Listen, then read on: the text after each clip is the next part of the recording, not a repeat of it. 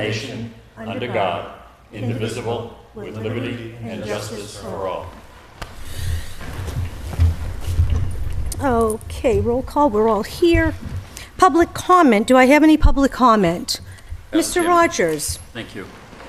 My name is Dave Rogers. I live at 82 Highland Street, and this is a follow-up to a letter that I sent. I hope you got a copy of it. I sent it as well to the school building department and the Board of Selectmen.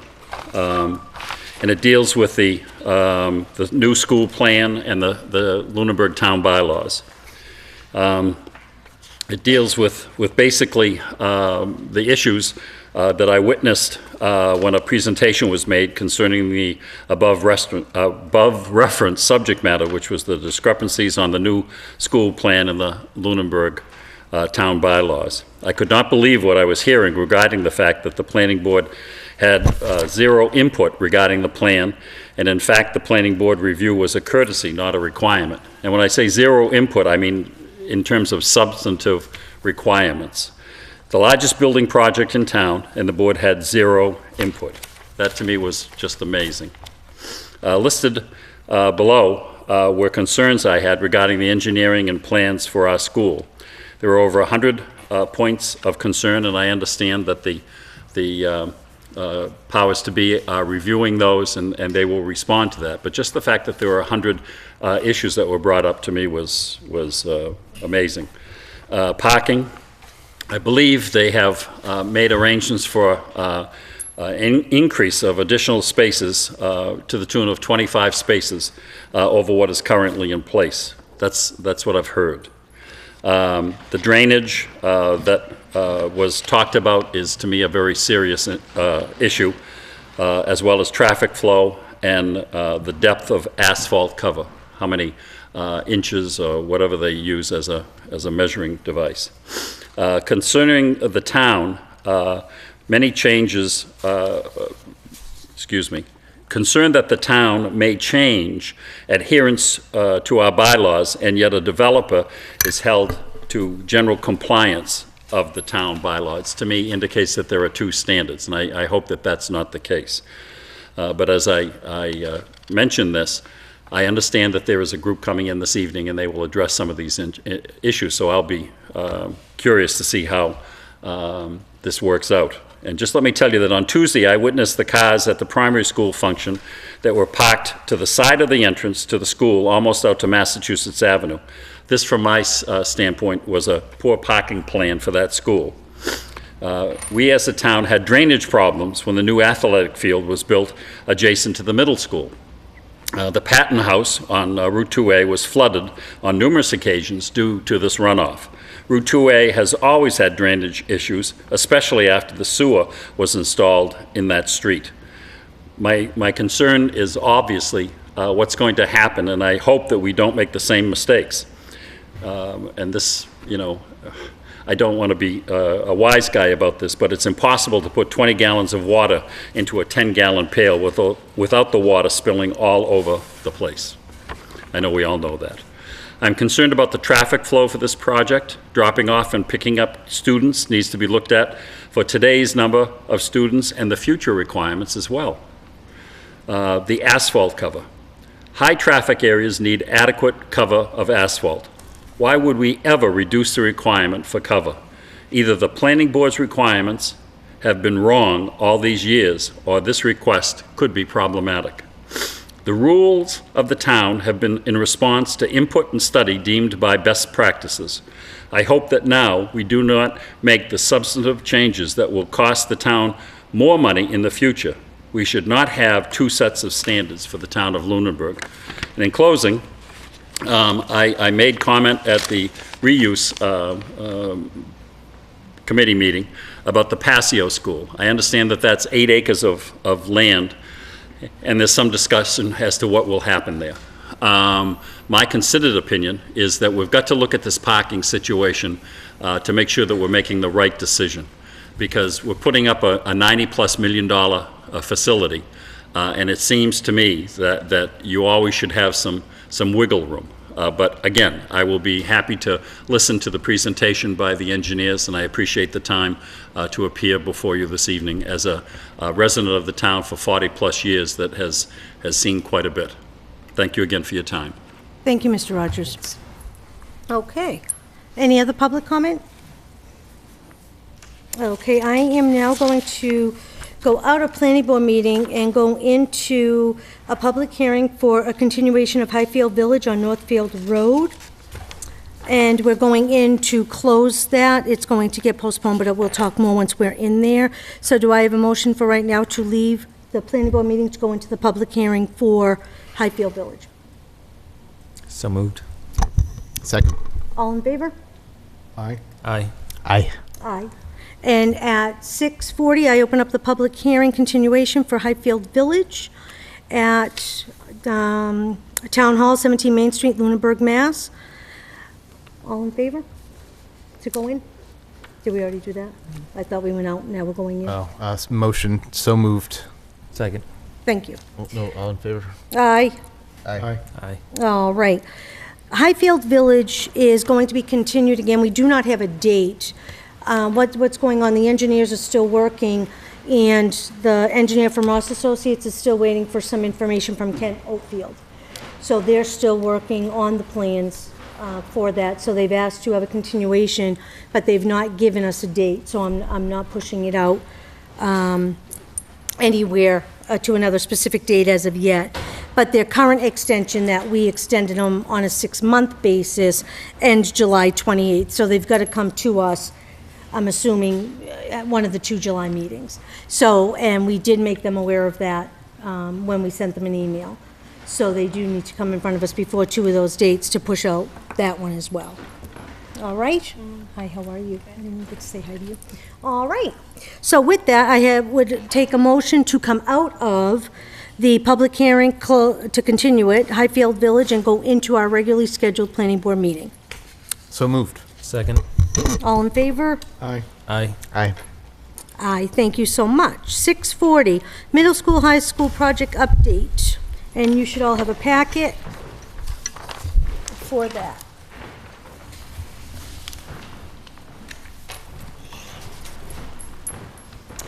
Good evening. How are you? Who's going to go first? Anthony, Mr. Cleaves from Whitnam and Bingham, or? Whatever the applicants prefer to do with the board, doesn't matter to me. I can start and decide where you want us to go.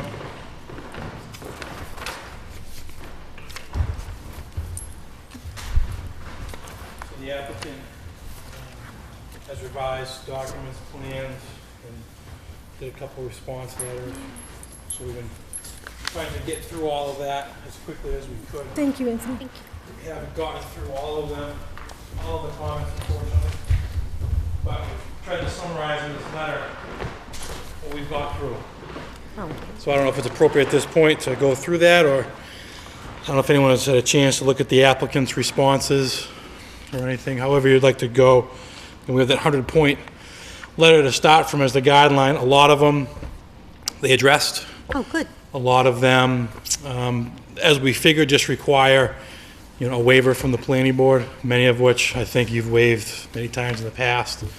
So we kept the setup the same comments that were there, and we didn't reiterate their comment.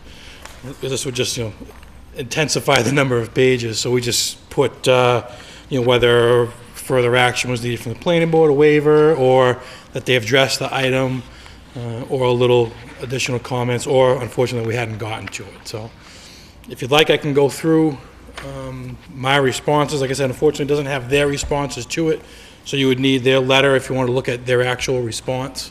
That kind of go hand in hand. I don't know if you have a copy of their responses in your packet or not. We do. And they've been flying back and forth for the 2 weeks, the emails going Yeah. back and forth. So out of the 100, you said a lot were resolved. Oh, yeah, and we figured as much. 'Cause I think it's- Exactly. yeah, It was just absolutely. communicating between the Sure. two. I know everybody's working great together on them. Would it be easier just to go through what is still outstanding? Would that be easier than, Yeah, we can do that, or we can go through each one. If it's a little easier, we can just, you can go through and, yep, check, check, Okay, check. perfect. However, why don't we do that? Okay. Just to And- start.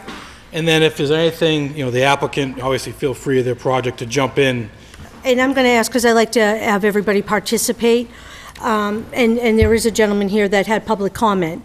You guys missed the public comment, so if in the conversation, one of his issues comes up, I'm going to let him speak to that within our dialogue, if that's okay, on that issue, on that point, if that's all right, okay? And Tom, if you're here for this and have any input, please, I don't wait for the end. I like to have that we all play together, all right? And So then go also, ahead. and then just so you're aware, the applicant received this just when you received it, about 2 minutes ago, Okay. so. So it's fresh for It's everybody. fresh for everybody, yes. Perfect. So I'm just gonna skip through the intro stuff. The first page is just listing the additional correspondence and documents that we received, letters and plans and so on. I'll just jump right into page 2, where again, it goes through each comment. If it's okay, I'm not gonna reread each one. Yep, just say one's okay, or... Yep, so one, for example, is an item that might need additional consideration with regard to the height. This is a waiver. Would A we- waiver, and I'm not sure how, it may also need something from the building official, because it's a height of a building, so I don't know if the board has all of the authority to waive a building height requirement. It may have to go through the building official as well, or both, actually. Again, Okay, that's- so we it's can just- check on that. We just bring that up. I don't think it's going to be an issue. And it's 38, and they're asking for 40? Yes. Okay. Yep. So for 2 feet, I don't think Yeah. that'll be a problem. Item 2 is in regard to the parking. They're not changing the parking. It's just a waiver would be needed in regards to the parking standards. What they show is a standard parking layout. It's just a little different than how the town's regulations read. And their response goes into a little more. And again, if you want me to elaborate on any of these, please let me know at any point. Just one real quick, probably, dumb comment on that. So let's say hypothetically, let's say they were to make the parking spaces compliant with the town standard.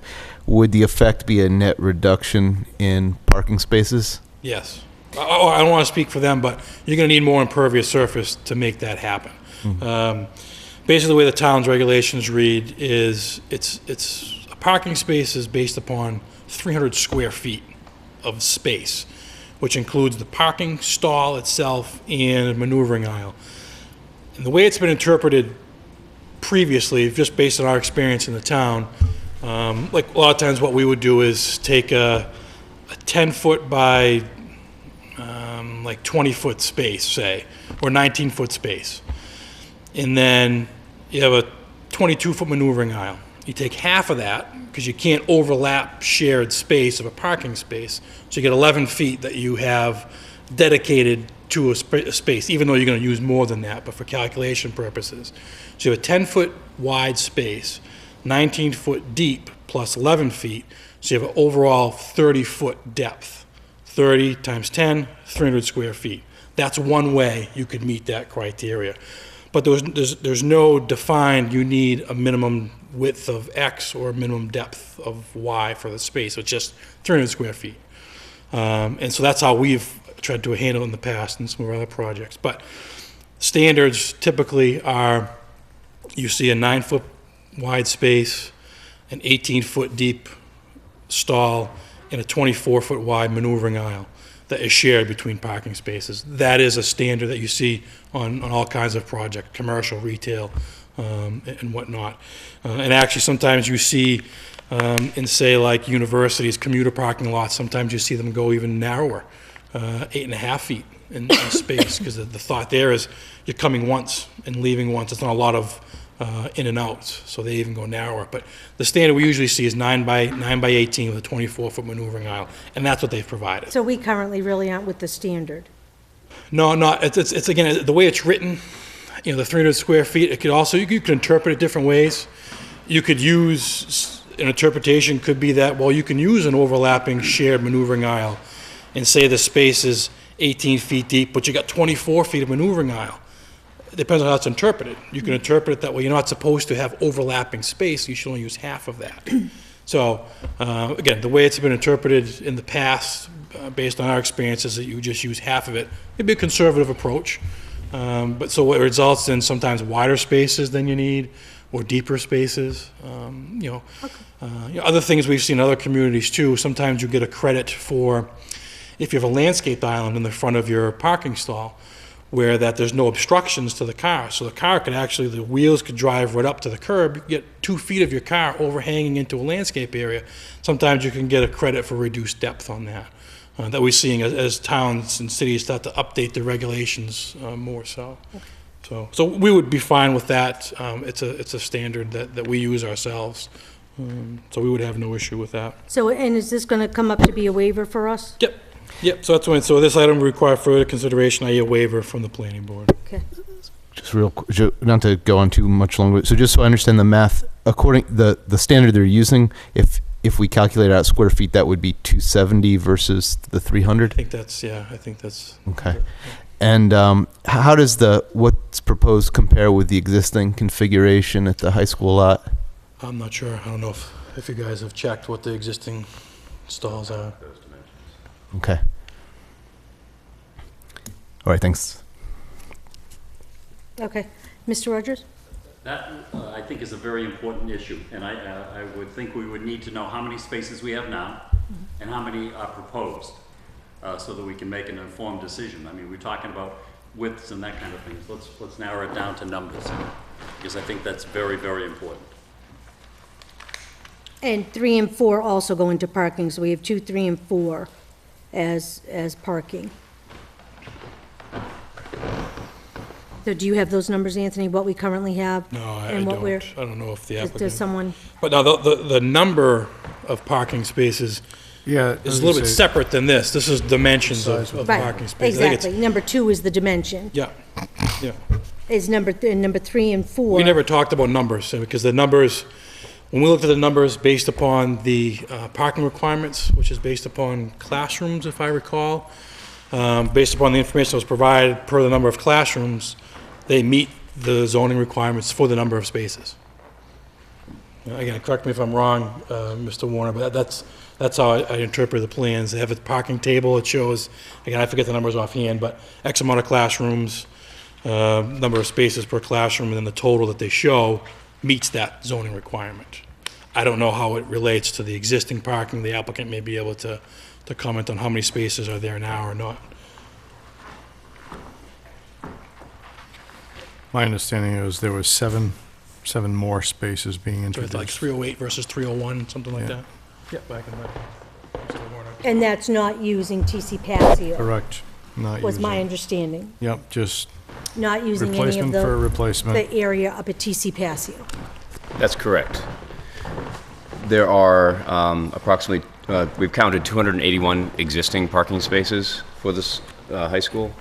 And for the combined high school, middle school project, we're providing 308 parking spaces.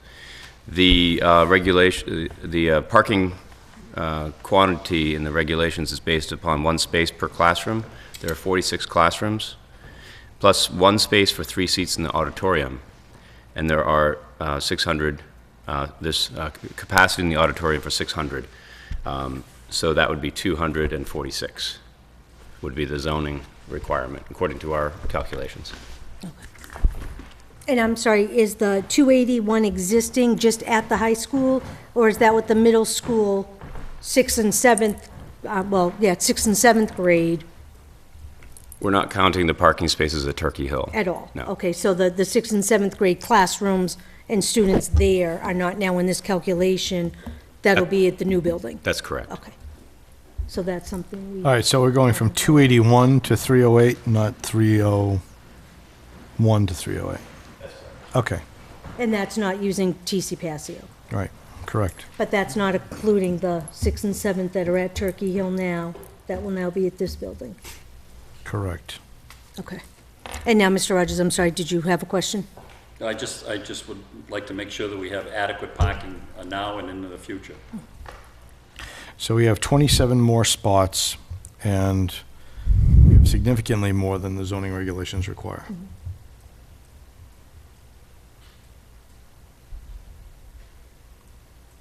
Okay.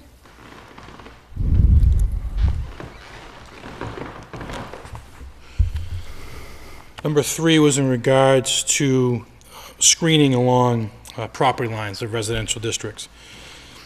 Again, this will be one that needs a waiver. Well, the way the regulation reads is that you need to have a 6-foot wide densely planted screening, shrubs and trees and so on. I believe what the applicant was proposing is a fence instead of the bushes and trees. So again, it would just be a consideration for the board, i.e. a waiver, as the regulations don't say a fence. You know, it says, you know, shrubbery, which a fence can be considered another way of screening it. Sorry to, this will be probably interesting to some residents. Anthony, sorry to trouble you. Would you mind indicating on the map what areas you're talking about with respect to the screening? Yeah, David, can you point that out, please? Yeah, that'd be great. So up at the north corner of the proposed building, there's this lot here that is open to the existing lawn area that's there. And in this, the building committee and discussions with this neighbor have reached an understanding that a wood screen fence along this side is what is preferred. And then we are continuing that wood fence across the back of that lot line, in addition to planting evergreens that will grow tall to buffer the building that will extend up above the height of the fence. This situation we have over here, there's a substantial existing wooded area. So it did not seem prudent to be spending money to plant a row of evergreens on school property here when such a substantial buffer exists. The other direct abutting condition down here is really existing condition essentially to remain. The driveway coming in to the student parking lot and the tennis courts. And there is existing planting around this corner that's being retained. So no additional buffering is proposed at that corner. Thank you very much.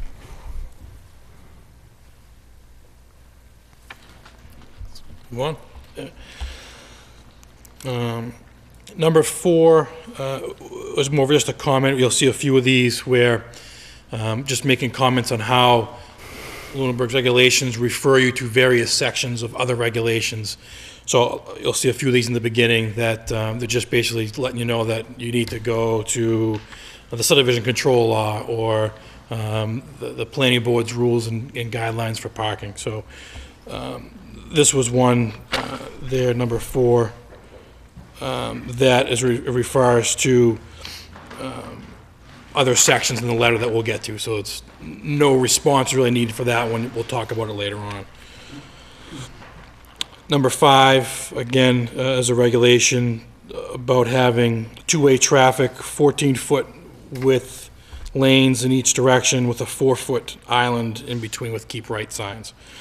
You know, so that's one that what a waiver would need on that, as they're not changing the configuration of the Oak Ave access, I believe, and the existing one of the existing accesses off of Mass Ave.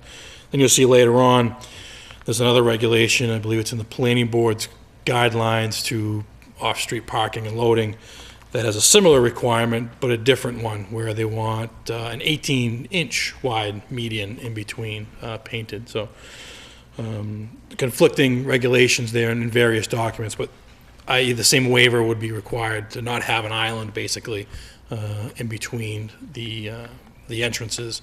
And then the width of the lanes, it's a 24-foot wide driveway, I believe, on Oak Ave, so it'd be 12-foot lanes in there. Again, it's not something that's uncommon. I believe I've seen past projects ask for that relief as well on that. I'm just curious about this one because we get this one a lot, the request for this waiver, and I'm curious: is this design variance from the requested guideline? Is it driven by cost or some aspect of the design, or is it driven by some stakeholder feedback? What's driving the variance, I guess? On this project, Yeah. we are really not, our limit of work is back here, where the new driveway pavement is shaded in dark gray. This light gray color here is the existing driveway. He needs a microphone. Thank you, Joe. Should I take- Sorry, yes, please.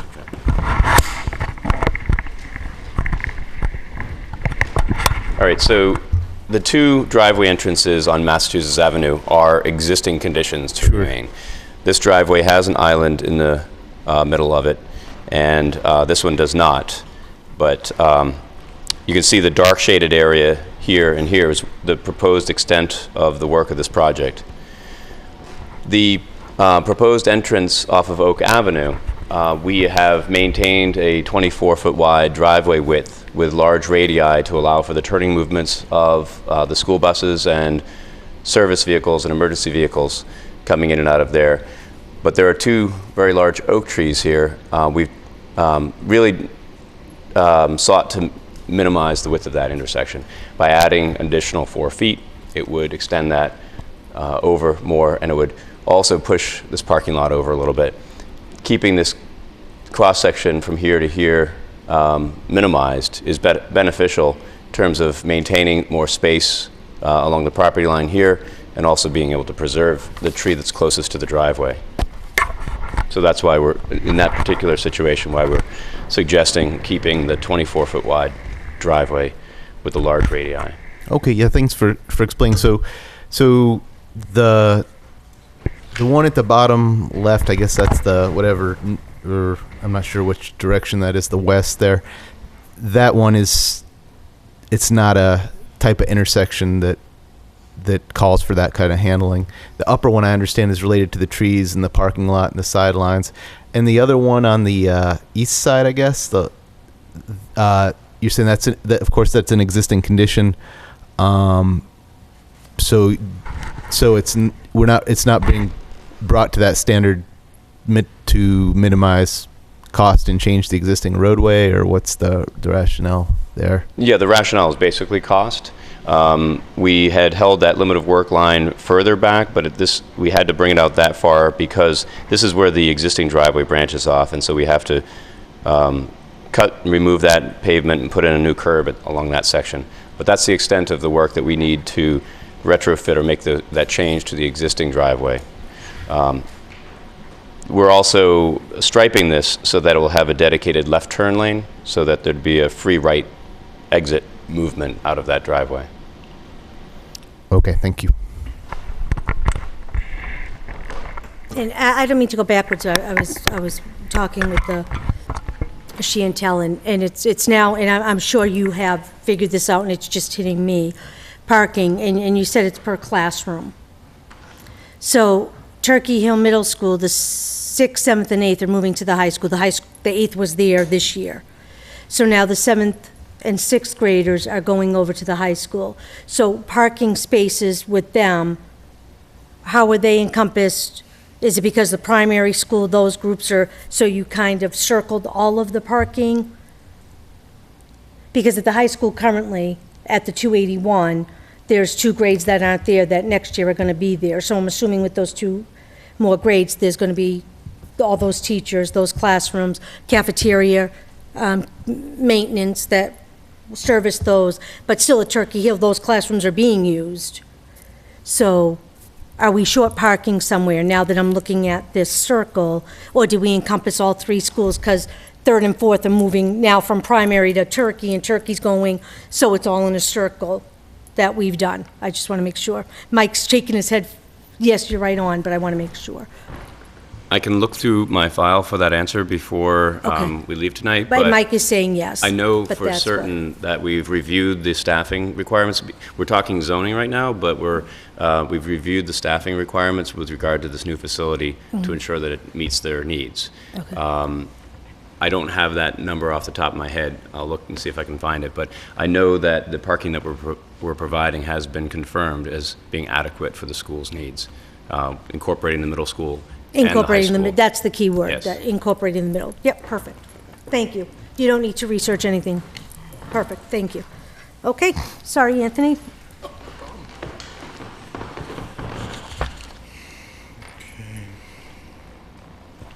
was 5. Yes, I Number think we're on 6. 6 signs. Yep, number 6 in regards to the signs, the sign they're proposing exceeds the square foot allotment for Residence A and doesn't meet the required setback. So another one that would require a waiver by the board as we read the regulations and may also need some kind of a determination from the building official on that.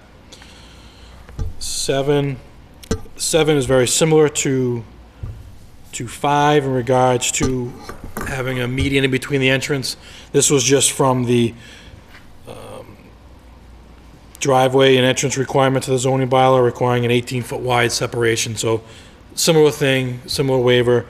The only other thing to be aware of is in the end of that regulation, any access and egress shall be located on a level area at a location where adequate site distances are provided, which, as you're aware, we get into the site distance later on.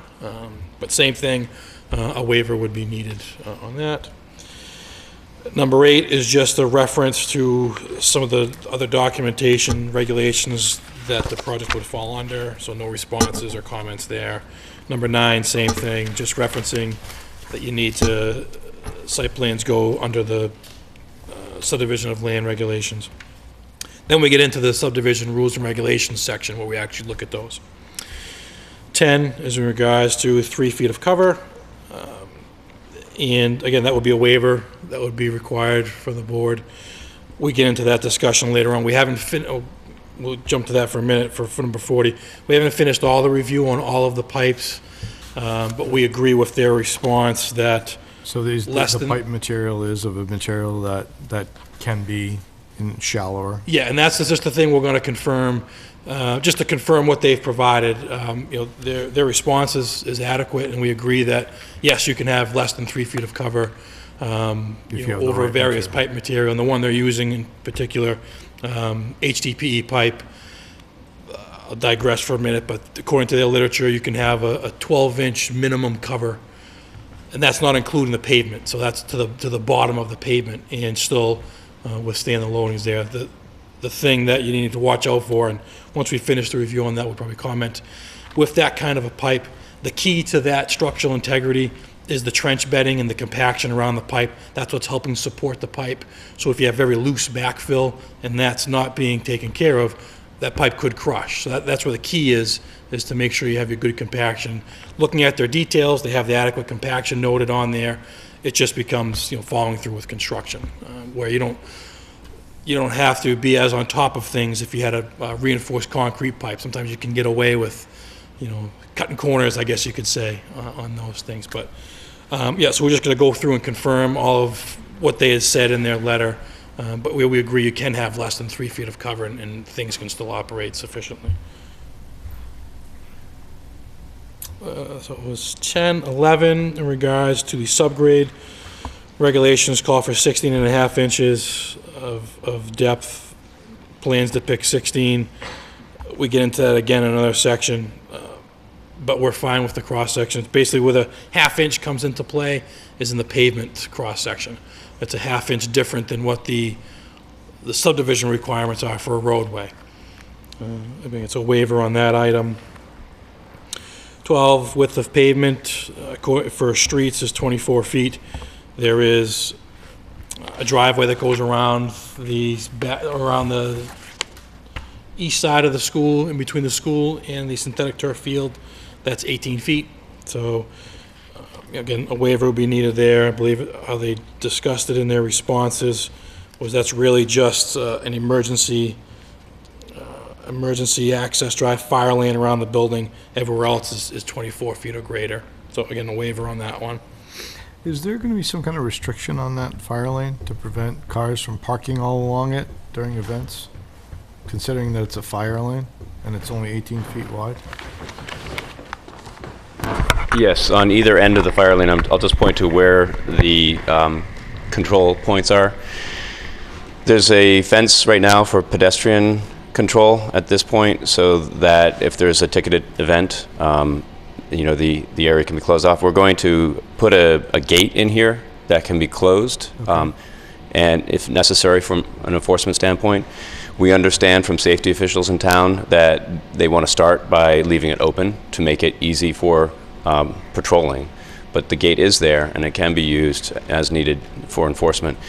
At this end, we have 2 concrete-filled steel bollards. They'll have a chain that can be pulled across. And again, as far as access, it's the intent that it would start being used, the facility would start being used with these open, but it could always be closed off. There would be signage making it very clear here and here that it's only for authorized vehicles. And up at this point, we have a service vehicle only sign, so that this driveway, really anybody who's using this parking lot would know at this point not to drive around the building. Okay, great, thanks.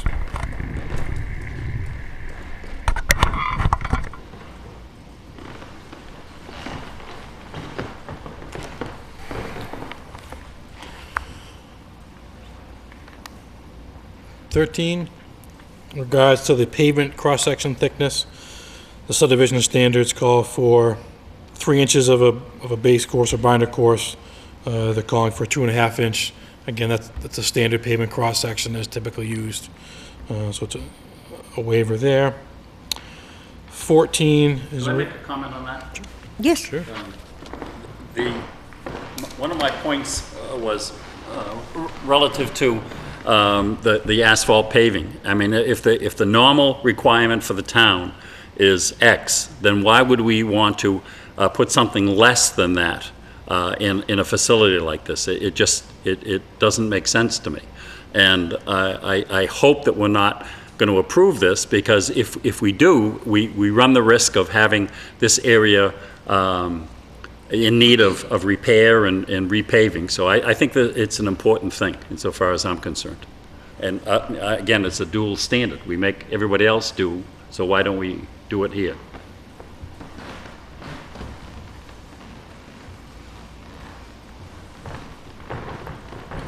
I can explain why we did it. If you, as a town, want to use a single standard, that's fine. But it was a value-conscious decision. 3.5 inches as a overall pavement design thickness is a standard that's widely used.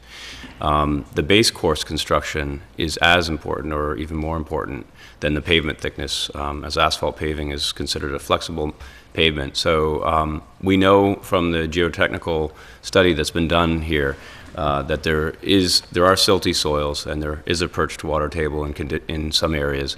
So we've actually also included a subsurface dewatering or drainage system to remove excess water from that base course, for the sole purpose of ensuring the life expectancy of the pavement. That comes at an expense as well. We thought that balancing those priorities, that the pavement design thickness was a savings worth taking to ensure that we could also provide these other protective measures. Thank you. Real quick question. Thanks for the explanation. What, in terms of the value engineering there, what do you think, I guess, what do you, I don't know if you happen to know, like, what the additional cost of the drainage measures you're pursuing are, and what the additional cost of bringing the pavement to the town standard would be? I can give you an order of magnitude that the drainage, the cost of the drainage is probably going to be 3 or 4 times the cost of additional pavement thickness. So it's an investment in the longevity of the pavement. Any ballpark on the pavement savings? There's a lot of pavement on this project, but I don't have the square footages or the actual dollar value. It would be significant. 1/2 inch over all of this vehicular pavement would be a significant cost. It would be a guess at this point if I was to throw a number out, but it would be tens of thousands. Tens of thousands. Okay. Do you think it would be more than 100,000? No, I think it would be under 100,000. Okay. Hey, thanks very much.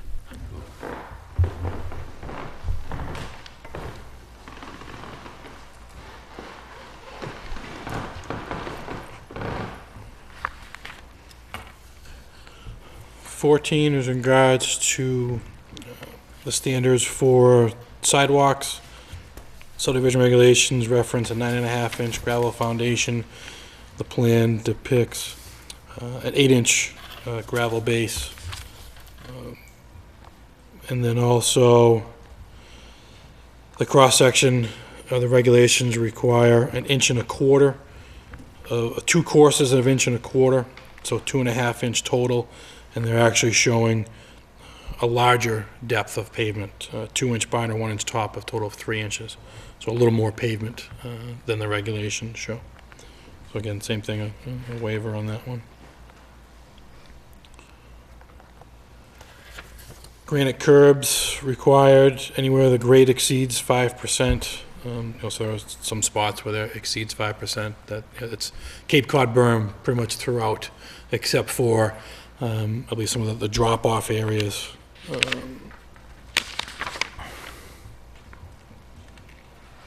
Otherwise, supposed to have granite curbing. So again, these are all regulations right from the subdivision controls, so they mostly pertain to roadways, where you have the requirement is to have granite curbing on all grade of 5%, and then also falls into number 16.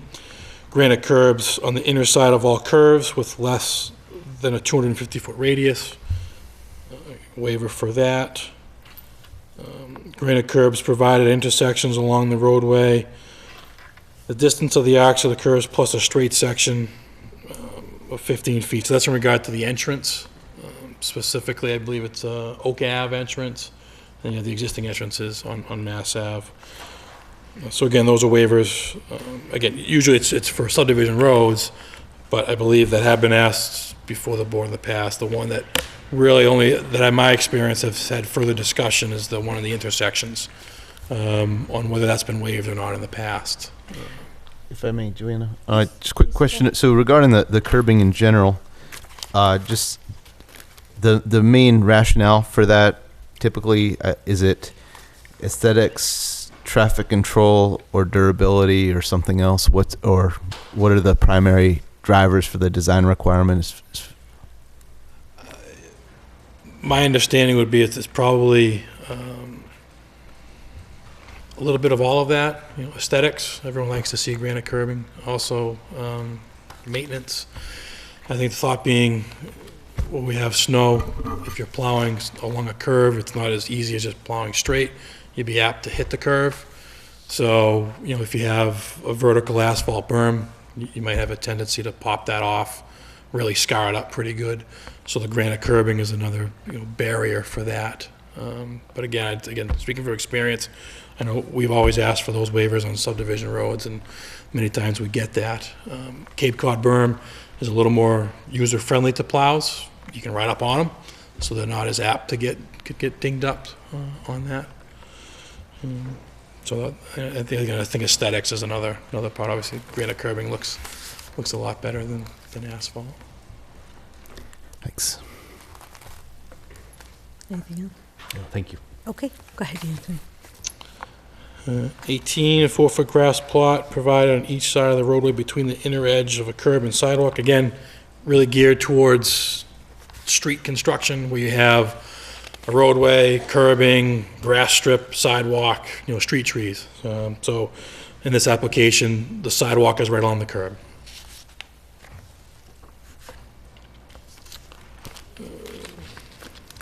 19, 5 feet of cover over all sewer mains.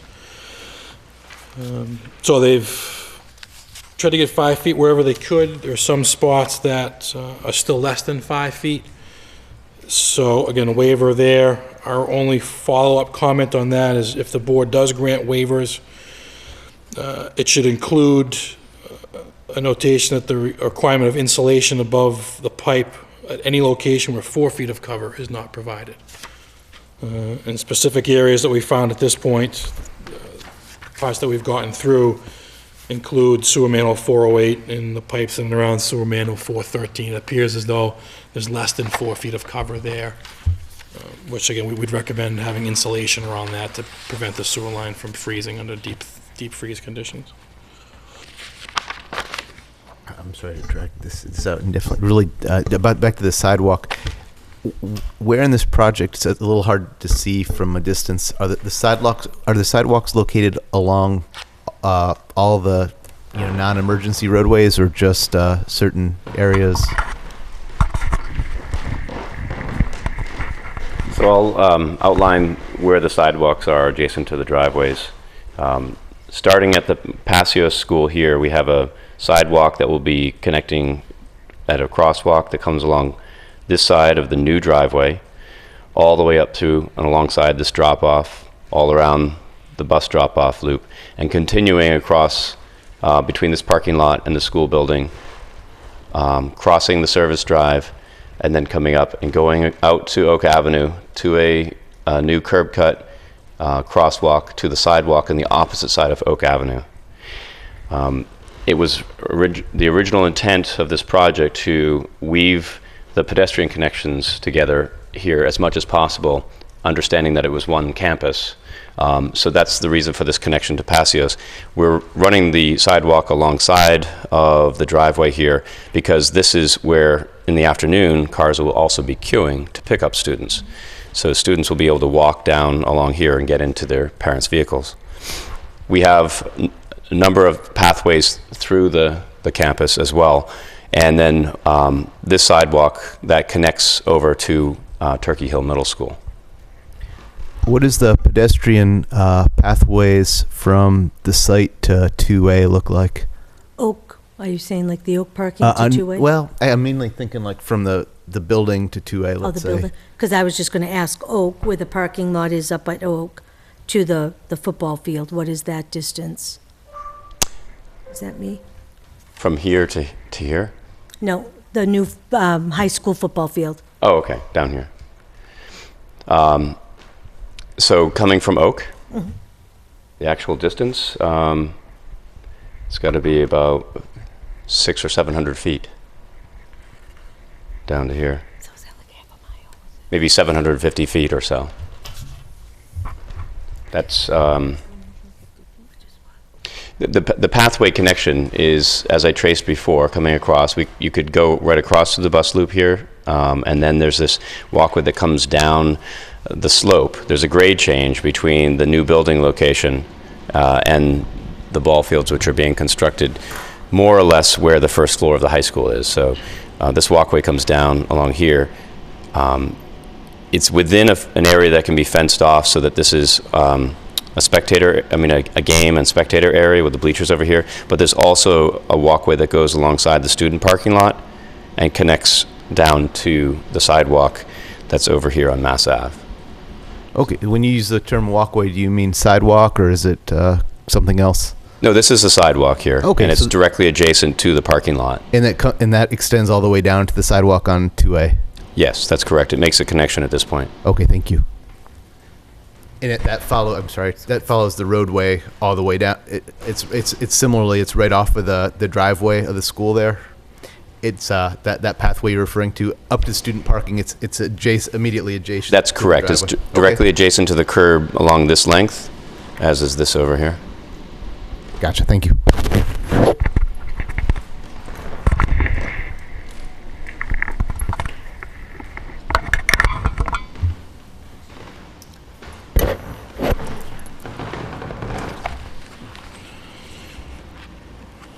Number 20, the center line radius of a common drive shall not be less than 150 feet.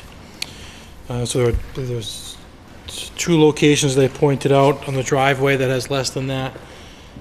On the entrance, on the right-hand side of the plan, heading into the student parking area, you can see the shop corner, or shopper corner heading towards the tennis courts. That's one location there. And the other one is on the other entrance, as you head up towards the Passio School, you see another turn to the right there that's less than 150 feet. I believe they're both pretty much existing accesses too. They're probably improving a little more than what they have there. Again, for roadways, that's the standard, is a 150-foot radius. When you get into internal sites, you see much smaller radii as the speeds are much less. You're not driving the speed of a road to get around those, so a waiver for that as well. And that completes the subdivision section. Then you get into the section regarding the planning board's rules and regulations governing design and construction and maintenance of off-street parking and loading. 21, interior driveways and roads shall have a minimum width two-way of 30 feet. As was mentioned, you have 24-foot road, wide roads in many applications, and then 18 foot around the back, so a waiver would be needed there. 22, graded entrance, can't exceed 1.5%. Looks like they have about a 2% grade. Again, it's still a pretty gentle grade coming down to road. Nonetheless, a waiver required there. 23, in regards to just showing snow storage on the plans. They noted in their response that snow storage would be shown on the plans. I believe not all of the plans have been completely revised and submitted as of yet. The applicant can talk on that, but my understanding is that they'll have a final set of plans that will have, you know, everything that needs to be on there. So that was one of the things that they'll add to the plans, showing where that snow storage would be.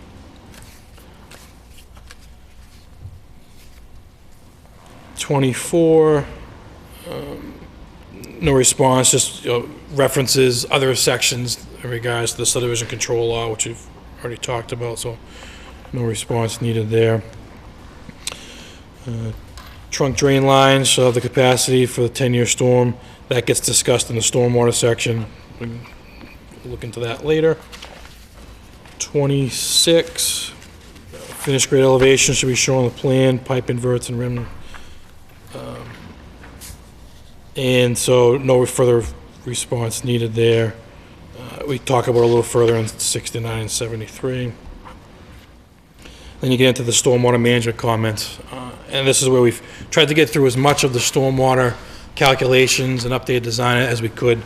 We hadn't gotten through all the comments completely, but you'll see as we go through them. So 27 was in regards of times of concentration. So we're still taking a look at that. So far, the things we've looked at do show that they're meeting that our comment there. We just haven't gotten through all of it. 28, the time of concentration for subcatchment 1, existing conditions, they've addressed that item. 29, still confirming that, but so far it looks like they're addressing that, but we still just gonna need to confirm that. 30, in regards to the time frame for the stormwater, they addressed that. 31, they addressed it. Again, if you want me to go through each one, I can, but I'm just gonna, if they addressed it, I'll just say they addressed it. 32, addressed.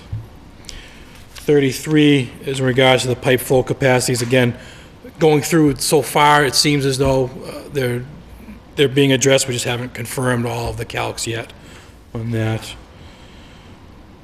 34 is addressed. 35 is addressed. 36, same thing, we're still reviewing that. 37, still under review. 38, all set. 39, addressed. 40 is in regards to the 3 feet. We haven't gotten through all of the structures yet, but so far, it is as they had responded, where they have at least 18 inches of cover and that the piping is adequate for that. So so far we've gotten through, it seems fine, but we haven't gotten through all of it. 41, addressed. 42, same thing, we're still going through it, but the ones we have gone through, they have addressed it. We haven't seen anything they haven't yet. 43, addressed. 44, addressed. 45, I believe is addressed, but we just got to confirm that, the notations on the plan. 46, still need to just confirm the roof drain. 47, appears to be addressed. To just comment that the information is shown on the building plans, the plumbing plans, which we don't have, but you know, that would make sense. That's what that information is. 48 addressed. 49, we're still reviewing. In regards to 49, we'll take a look at their response. We can maybe talk about it before we can get to reviewing it completely. But 49 is in regards to verifying that the east driveway culvert is adequately sized to accommodate the expected tributary flow. So so then you see their response. The area currently, so I'm just going to read from their response letter. The area currently has a 6-inch discharge for a much larger drainage area, and as such, the 8-inch culvert with area drain will improve upon the existing condition. The 8-inch pipe in this case performs similarly to a detaining device. This condition has been added to the HydroCAD analysis. The pipe and riprap depression is able to handle up to and including a 2-year storm event with a peak elevation of approximately 431.2. In rare cases where runoff would exceed the capacity of the 8-inch pipe, stormwater would run over the sidewalk, into the water quality swale, and out through the existing catch basin. So we haven't confirmed that with that scenario with their models, but it explains what would be happening. So assuming that the culvert is not sized for, say, a 100-year storm, it's sized for something smaller than that. So in the events that the pipe can't handle it, you would have water going across that driveway entrance. I'm assuming similar that it might do now. But their response is that they're increasing the size of that pipe from a 6-inch to 8-inch, thus providing a somewhat improvement to the existing condition. 50 is in regards to a 24-inch discharge. We're still looking at that. But I believe that they provide some calculations in there to address that. Just hadn't got a chance to confirm that. 51 is regards to test pits being provided within the infiltration areas. A quick look at it so far is that it looks like test pits were performed, but not right in the infiltration area. So test pits should be done within that area to verify that the depth of groundwater, via soil modeling and infiltration rates utilized in the analysis. So they did some test pits near it, but usually we try and have it right in the system. So that's just a confirmatory test pit in there to make sure that their design assumptions are correct. 52 drawdown calc. We saw it in there, just hadn't had a chance to confirm its accuracy, but it is in there to look at. 53 addressed. 54 addressed. 55 addressed. 56, 57, 58, 59 addressed. 60, just wanted to point to their comment, so it appears to be addressed. This is in regards to potential review from DEP for our infiltration system. Their response was that Niche will contact DEP, and if required, will file a Class 5 underground injection well for the system. So I'm just going to confirm that.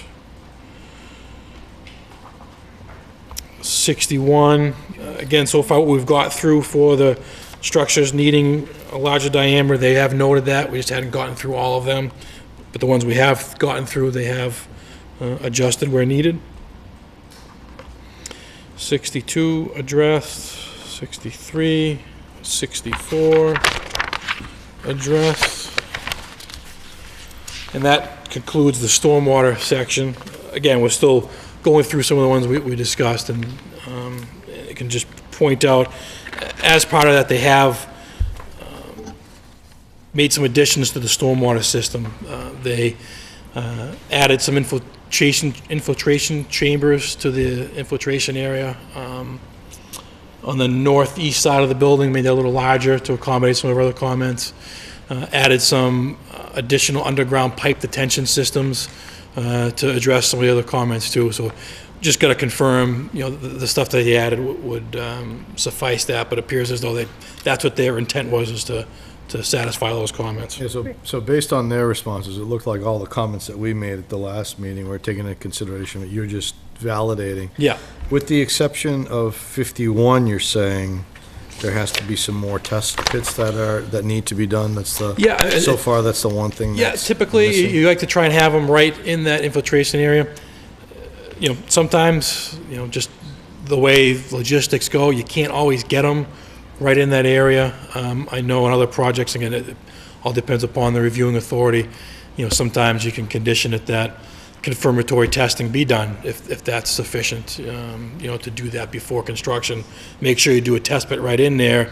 You get in the hole, you can see where the soil modeling is, to see where that groundwater is, and verify that the soils are what you expect them to be based on other testing around the site. So, again, that's just the standards nowadays, is you like to have a test right where you put in the system. So, and when do you expect to be done the rest of the evaluation on? When? Yeah, This week, this week? Okay. hopefully the next couple of days. Okay, great. We can move on to the next one. General comments, so then we just got the general plan comments that we had. 65 was in regards to erosion control. I think it was just graphically showing off property. So they fixed that and shown all the erosion control on the property.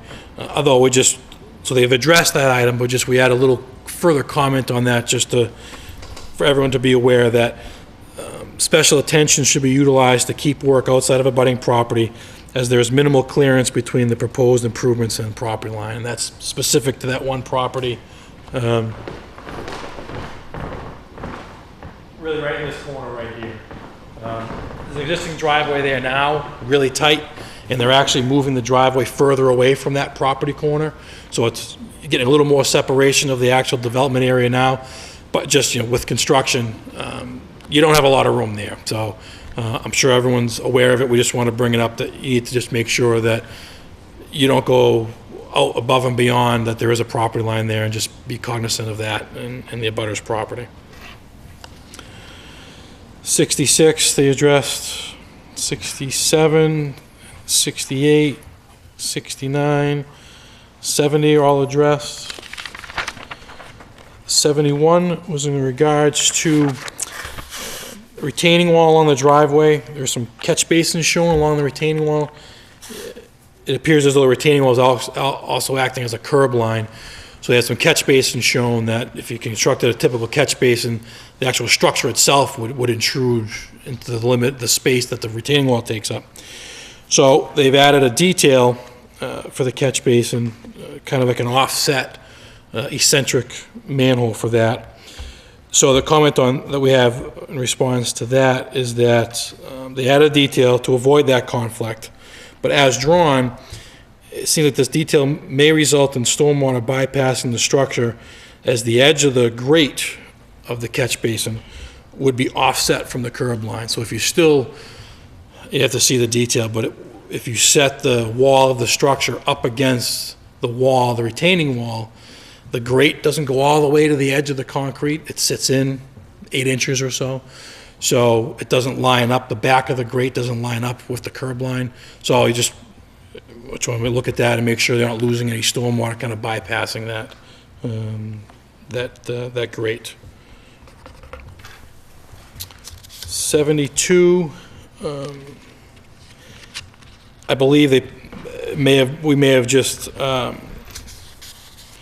not adequately expressed what we're looking for in 72. 72 refers to, they depict the height of a fence on the wall as 36 inches, and it refers to a detail on the landscape plan. In their comment, refers that the detail is shown on the plan and shows an actual 36 inch, which is true, but the detail on the site plan the notation on the site plan refers to a different detail. Refers to detail number 13, and it sounds like the detail that they want to refer to is 12. So it appears as though they have just a comment, but just a coordination with how it's written on the site plan. 73 addressed. 74. The applicant noted that this is where we looked at probably having a berm in the back of the project along the driveway. The applicant noted that a berm would be shown on the final plans. 75 would be a waiver. This is in regards to, there's a portion of the existing condition survey to the north of the building that doesn't seem to extend beyond the extent of the proposed grading. So they just commented that the grading in this area has been approximated and will be confirmed by the construction manager during construction. So, reason we point out that it might be a waiver is in the development review section of the bylaws, it states that you need to have a topographic survey. I believe it's written within 50 feet extending around your proposed work. Waiver on that one. 76, appears they've addressed it, just need to confirm it on the plan, just didn't get a chance to confirm that. 77, 78, 79, 80, all set. 81 was in regards to the sewer line not having adequate cover and actually needing to be relayed, so they've done that. Then we just refer back to 19, which is in regards to if you're gonna have less than 4 feet of cover, it need to be insulated. 82 was in regards to our comment that, we had heard that there have been some officials looking into having a property line shown between the project and the Passio School. So we just refer to their comment, which I can read on their behalf. Their response was that the site design for the new middle/high school has been designed to minimize alterations around the Passio School building and does not preclude the creation of a separate lot in the future. The property line wasn't shown, or isn't being shown, but that was their response to that. 83 addressed. 84 was just mentioning that they should confirm with the DPW and the Sewer Commission for the utilization of cleanouts for the sewer service that has an angle greater than 45 degrees or sharper. So that's just in regards to the connection for the greenhouse that has a sharper than 45 that still shows a clean out, just a confirmation with the people that we maintain that if they're okay with that. 85, in regards to the plans should be submitted to the Sewer Commission. In their response, I will read, Niche will submit the grease trap design to the Sewer Commission for review. Can I just ask a question? Sure. You said 84? Yep. You said 84, the item remains, but they said that their response, I thought, was that they were going to replace all those 45-degree cleanouts with manhole structures. Yeah, I didn't see that on the plans that I had, that it showed that manholes were added in the one location. Is that the intent of the engineering on that, or? So they say that they're replacing them with manhole structures, but that's not what's on the updated plan?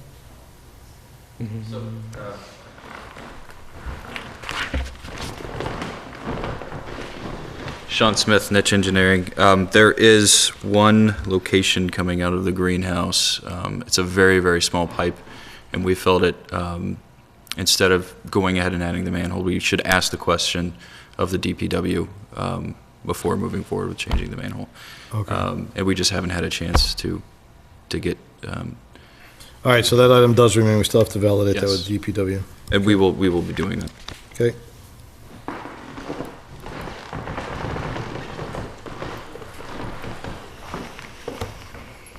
'86 addressed.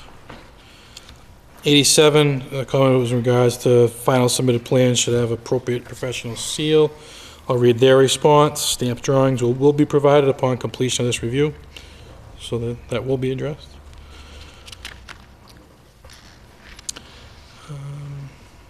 88, another one where applicant noted it'll be reflected on the final submitted plans. 89, student parking lot in regards to having 5 accessible spaces, 4 were shown. Their response was that the additional space would be on the final submitted plans. 90, applicant response that the grades that we asked for would be shown on the final plans. 91, it would be shown on the final plans. 92, our comment was in regards to the loading area in the back of the site. Large delivery vehicles will require multiple turning movements to exit the loading area. Their response was that the loading area maneuvering restrictions have been presented to the school facility staff during design, and the limitations are understood.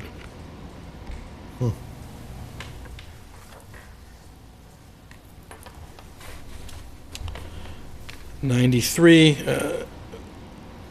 we had just made a comment, if provisions were provided for bleachers on the visitor side of proposed field number 2, similar to that of the existing field, that's being eliminated due to the setting of the new school. Their response was that no separate visitor bleachers are being provided. 94, we just asked if a physical barrier was going to be provided as a separation between fields 2 and 3 for when a game is taking place on 2 and practice on 3. Applicant's response: no physical barrier between the 2 fields is included in this project. 95, we asked the question if any temporary provisions were being planned for netting along field number 1 to deter balls from entering Mass Ave. And the applicant's response is that no additional barrier to the 4-foot-high fence is included in this project. There is 75 feet of space between the field line and the edge of Mass Ave. 96, addressed. 97, we were just recommending that a notice of resource area delineation, or an RDA, request for determination of applicability, be submitted to the Lunenburg Conscom to verify the wetland delineation. So, their response: during the design phase of the project, it was decided by the design team and building committee that an ANRAD or RDA was not required. The Conservation Commission agent has walked the site, and it was discussed with him that the project would not be filing an application with the commission, and that the stormwater design for the project was being reviewed as part of the planning board's submission. Limit of work for the project is beyond the 100-foot buffer zone for the flag wetland delineation, so it was decided that the ANRAD or RDA was not required. So I mean, if the Conscom agent has reviewed it, we're not going to say anything beyond that. 98 is in regards to site distance, which we'll comment in 99. 99, recommendations from the May 23rd traffic memorandum should be shown on the design plans. So the response is that the on-site recommendations are shown on the plans. We understand the off-site recommendations will be implemented directly by the town of Lunenburg. So that one, be one for the board to consider, whether if that needs to be added as a condition, who's going to be responsible, just to make sure that the site distance is addressed in some fashion. 100, applicant addressed that item. So that was everything. I said we're still going through just the basic confirmatory calculations, that making sure everything was addressed as expected on that, but as you can see, most everything has been. On 82, Anthony, the property line, by chance, has Whitnam and Bingham identified the property line between GC Passio and the new high school? Creating one? Yes. No. Okay. No, we Have haven't. not looked at that? We haven't created. No, we've got to create a property line. No. Okay, thank you. Yep.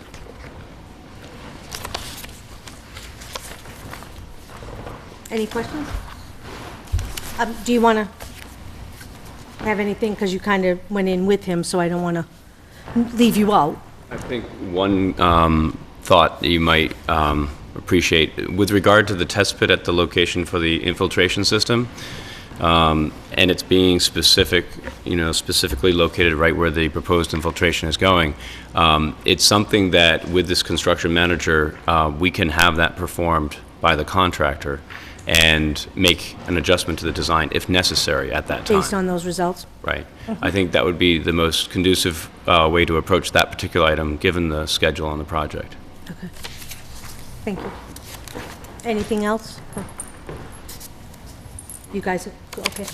Anything from the board? Because I have a couple. I don't know if you want me to go first or, Go for it. okay. Anthony, now the way we do waivers is you, as our peer review, say these are the waivers, these are the ones that we recommend based on our waiver bylaws, the process for waivers, and you kind of give us, and we vote each waiver. Yay, nay, yes, we'll waive that, no, we won't. So with this, do we have the authority to vote yes or no? Because as the planning board, this is a courtesy. And secondly, have we sat down, the two engineers with the director of Public Works? Because a lot of these, the pavement grade, I can't tell you if it's going to make a difference, I'm not into asphalt. So I wouldn't be able to know that. And I look at my peer review for you to tell me, no, you need to build up that asphalt, or hey, it's okay. But I really don't want to negate the granite, all that curbing, the plowing, and that's really the highway director to come and tell us, yes, I would waive that, no, I wouldn't waive this, if in fact we are going to get a list from you of waivers. Also, I usually thought that if there was a waiver list, it would come from the applicant and what the list of waivers would be. You can use our letter as a guideline. As I said, most of the items we said, excuse me, special consideration would be needed. Those are the ones that would require waivers. But if we need to generate a list, we can do that. Right, well, because you kind of have it here, already kind of going. Yeah. But do we even get to vote on waivers or not, where this is really a courtesy view? I don't know who can answer that for me as the chair.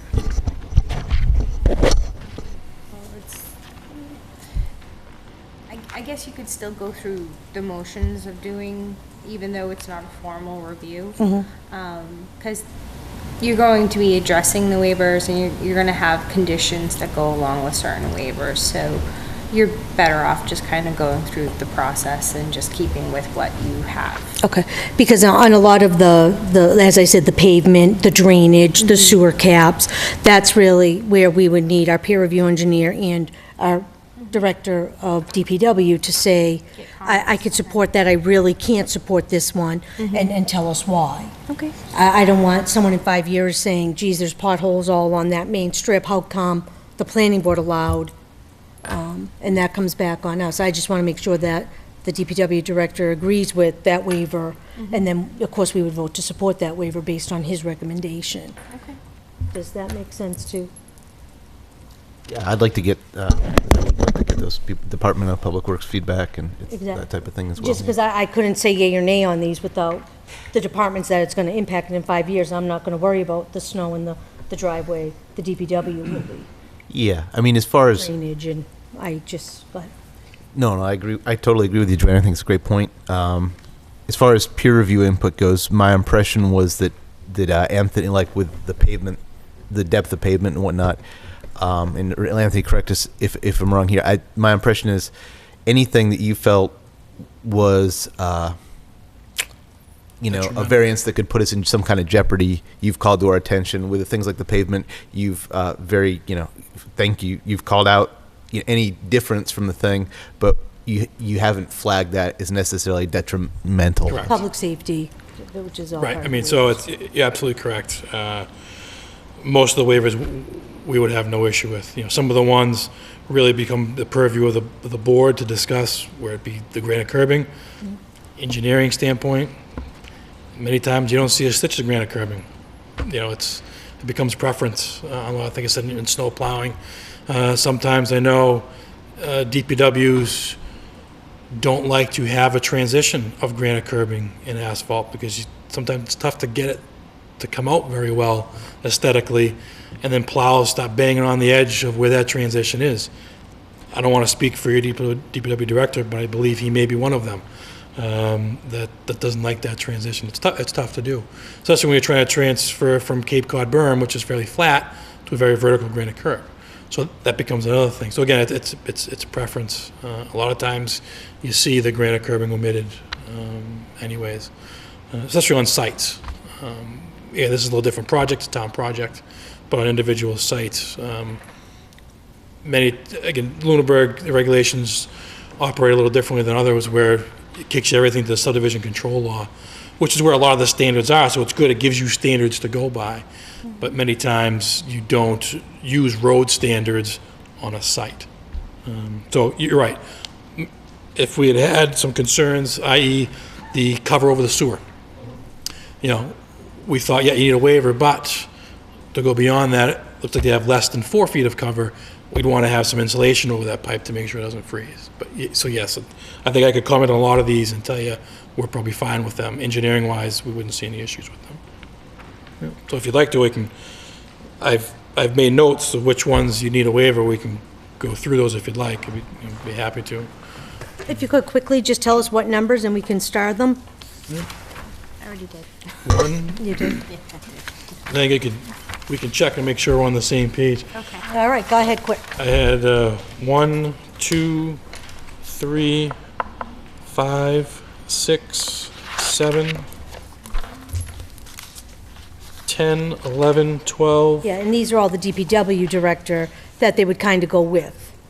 Yep, and like I said, I don't think we have any issues with any of them. Right, this is where I stopped circling, because I said, oh, those are, Yeah, 12, 13, 14, 15, 16, 17. 17 was just one that, in regards to the intersection, that's one, I've seen site plans in Lunenburg have granite curbing, and I believe some that don't. So it's, again, what you're looking to do there.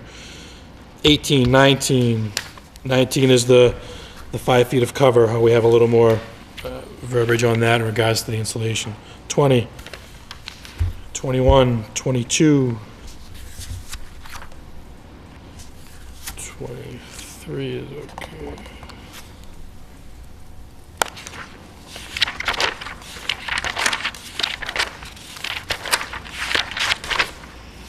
And that was all I had. I don't know if that conferred with your list, Chantel. Let's see.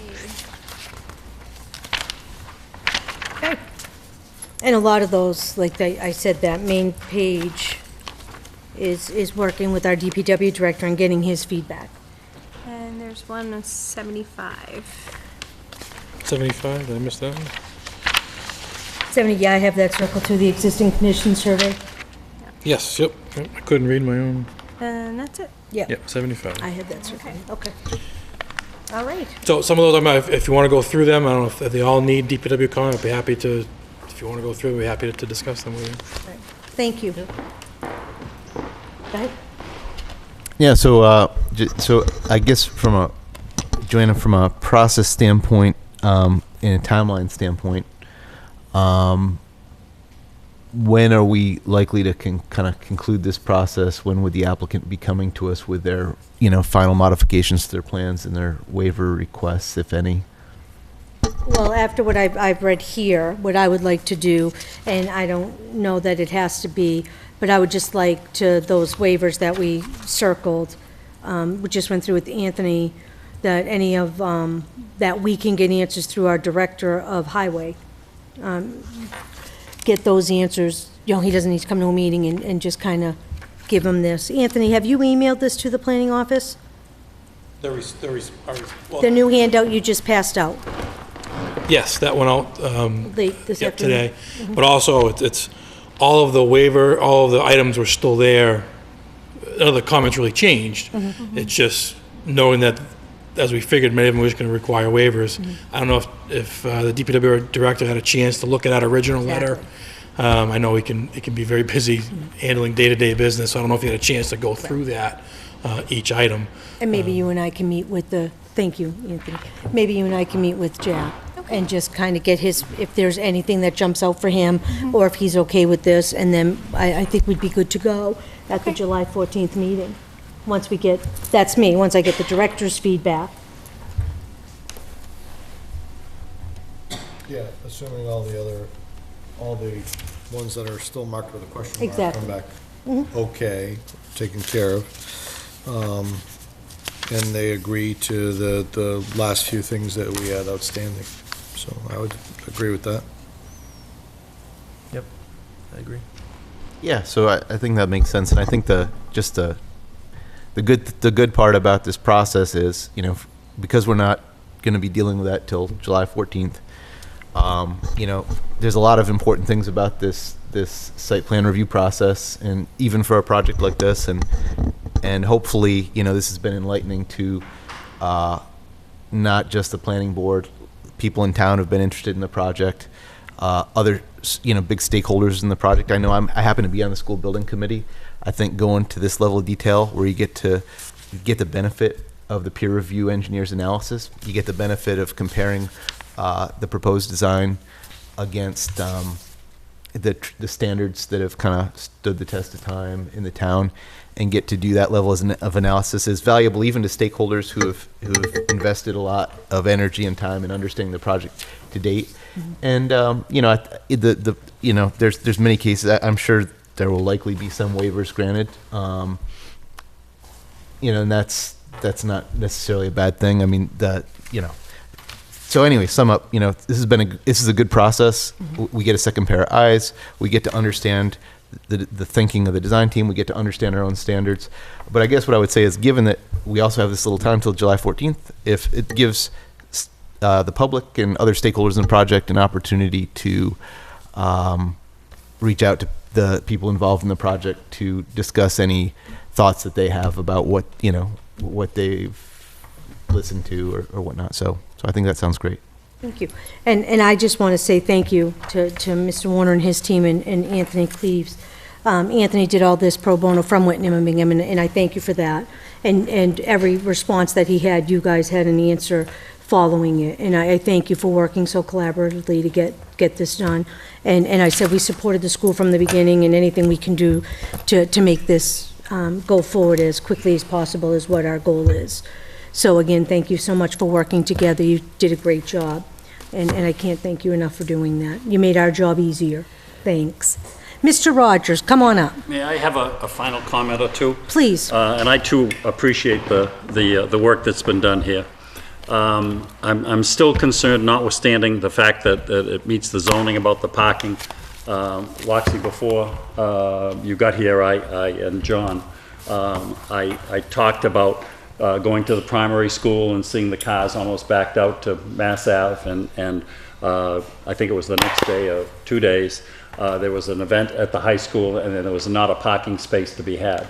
And it's my considered opinion, and I'm not an engineer, but I like to think I have some pretty amount of common sense. 27 cars isn't going to do it.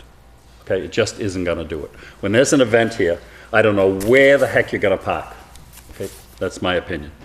I hope that the response from the engineers when they come back to us with the snow removal is not that we have to take it off the site with a front-end loaders and trucks. Okay, because I do not see a place that you could put snow right now. I don't know where you would put it.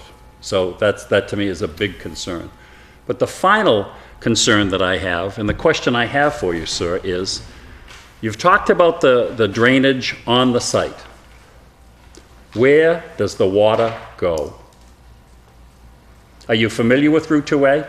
Are you familiar with what's happening and where it goes off to down in the wetlands and all of that? And have you talked with the DPW folks? And have you got the sizing of the drainage on Route 2A? And are you convinced and ready to put your stamp on the fact that this is going to work and we will not have any problems?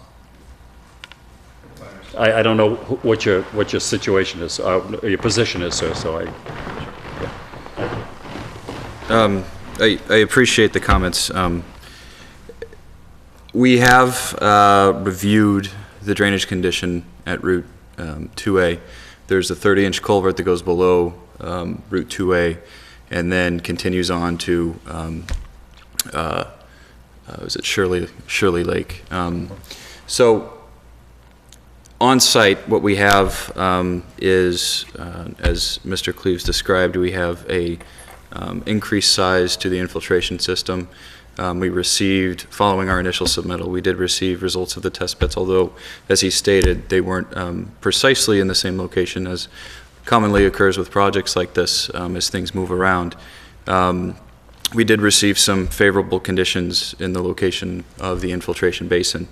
So we decided to increase the size of that basin to take advantage of that condition, and at the same time add some detention systems below the proposed athletic fields, two large 36-inch pipe detention systems. So the site, as discussed at the previous meeting, all discharges to an existing 24-inch drain line, and part of the design intention for this site, in addition to both the detention and the infiltration, is to also use some of the drainage system itself to help throttle flow and meter it, so that we do not create a condition. In fact, we improve the condition over the existing case. So understanding the concerns and understanding the conditions downstream, we really did not feel it prudent and felt it responsible to maintain a drain line in the 24-inch drain line that is smaller than the drain line, which is 30 inches, which goes under Route 2A. And so will there be a bigger drainage going into Lake Shirley through the 24 versus the 30? A bigger drainage in terms of bigger drain line? Yes. No, because the 24 inch is staying there, it's the same pipe that's there today. Thank you. Yes, the general intent is to have more of it go back into groundwater, right? Right. So that it seeps into the earth prior to getting out to the drainage system. So that's why you put the detents in there and slow the flow down. That's correct, yes. Yeah, so it's your intent that the amount of water that's going to be coming out of this drainage system is going to be actually less than what we have with the existing system today, even though we're adding so much more non-pervious. Yes, the on-site controls will restrain the flow rate to be at or below existing conditions in conformance with Mass DEP standards All right. also. Yep, that's what I thought I understood. That is the estimate, yes. Yep, great. Thank you. Great, thank you. Thank you, sir. Any other please come up. If I could address the snow storage question. Yes, that. The regulation cited in your review engineer's comments states that an area shall be designated on the plan to be off the parking lot surface for snow storage equal in the amount to at least 5% of the gross parking lot area. The area need not be paved, will be located where the storage of snow will not interfere with conflicts of traffic, the line of vision, or preservation of landscaping. So we actually have those areas shown on the plans now. The drawings that will be submitted, stamped, and signed will also reflect that. But I'd like to point that out on the rendering for everyone's benefit. 5% of the gross parking area is at relatively low, small surface area. What we're showing here is about 20 to 25% of the parking areas. They're highlighted in yellow. So here are, and what we're doing is we're identifying large, flat, open lawn areas adjacent to paved surfaces where excess snow could be pushed. When snow plowing operations take place, obviously you get snowbanks everywhere, but then when you have excess snow from large paved surfaces, it needs to be pushed into stockpiles. So we're showing those stockpile areas highlighted in these yellow / kind of orange areas. This one happens to be, just for a point of reference, the same area at the end of the existing student parking lot where snow is piled up. So this distance, this is the existing edge of pavement, which we're maintaining. And that's the existing fence to remain. So that area is something that people familiar with the site will know, just in terms of proportion. It's being maintained. But similarly, we've identified, corners where snow can be pushed off around the fire lane. Over here, on the west side of the building, one thing this has going for it is it's got like a sun pocket and will help melting the snow, but it has a lot of paved surfaces too. So the pedestrian areas and the driveways will all have to be cleared of snow, and then the snow will get pushed. We've got a really large lawn island in the middle here that could have snow pushed into it from either side, like from this parking lot. This parking lot over here, the snow could be pushed off that edge. This parking lot over here could be pushed over to the other side of the driveway where there is no obstruction. And then down the end of this parking lot, we've got, large open lawn areas, 50, 60 feet wide, where snowbanks could be pushed. So those are the areas that will be depicted on the final set of drawings submitted. If there's any concerns with regard to that, We could make I mean, basically, there's a lot more areas adjacent to the driveways and curbs where more snow could be pushed, but we were demonstrating that we believe there's sufficient areas for the snow. Only one minor question I would have is, that one that goes to the left of that main driveway, I thought we established at the last meeting that that driveway was almost right on the property line, so are we putting the snow onto the opposite property?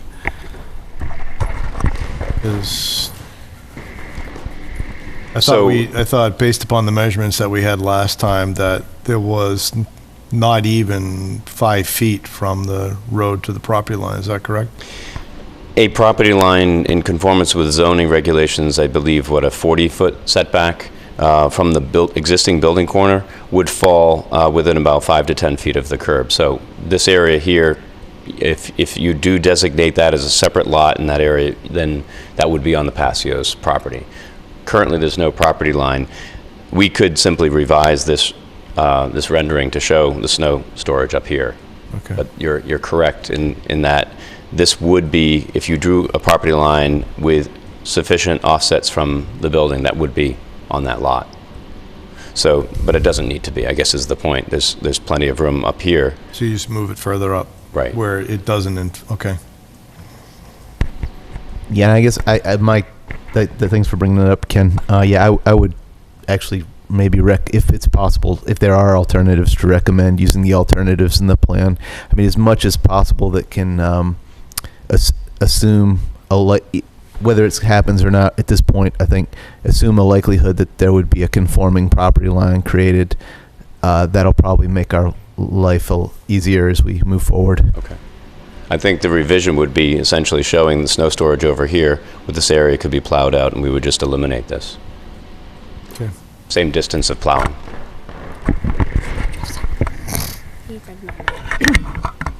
Thank you. I just want to make sure that from my perspective, the DPW manager knows about this, because I don't, it's not fair for us to say, well, by the way, this is what you're going to do. So I think that it's great that you're going to be talking about it. Mm-hmm. And I promise this is the last comment. Can you come? The 38 to 40 feet. Can you come? Oh, I'm sorry. That's okay. I know you were comfortable. I'm sorry. The DPW director needs to be involved here, Yes, so he that does.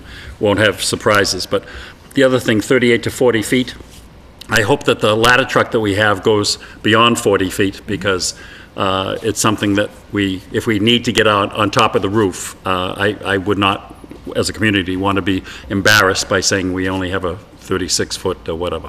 Mm-hmm. So, there's some coordination that needs to be done Yes. further down the road to bring all of this together. Yes, and they've been wonderful at having tech review meetings where all the department heads are there. The fire department was very adamant on doing where the car pickup line is, making that wider, and they've done that. Sure. So I know all department heads have been going to tech meetings And- and participating in them.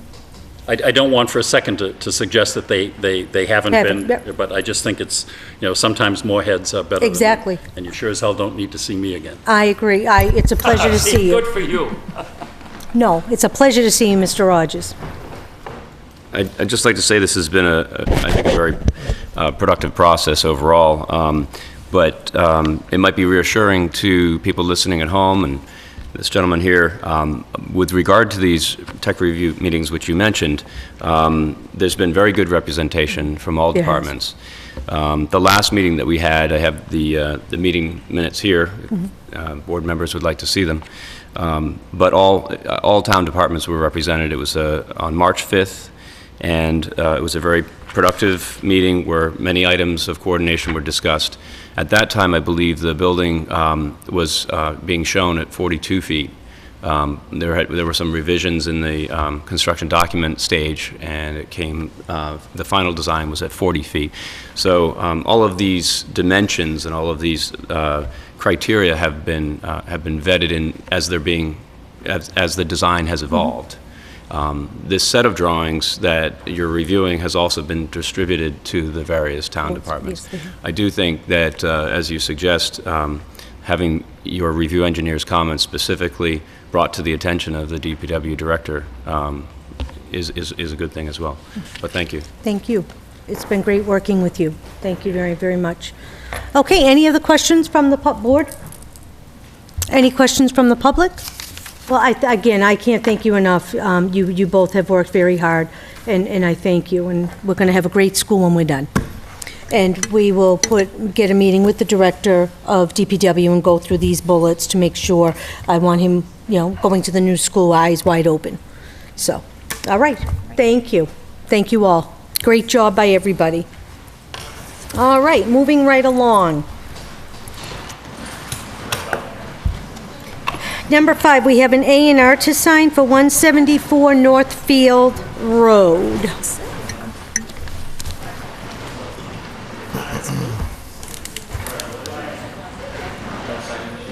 Oh, do we have a sign-in sheet? Just throw him a piece of paper. Yeah. I will make it. How are you, Madam Chairman?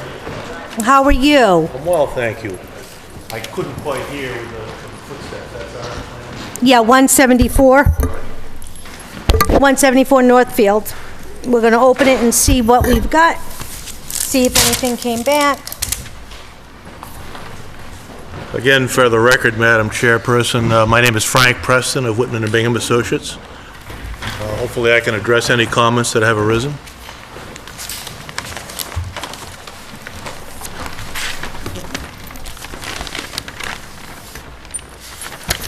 You want to take that one, Nathan? Give it to them.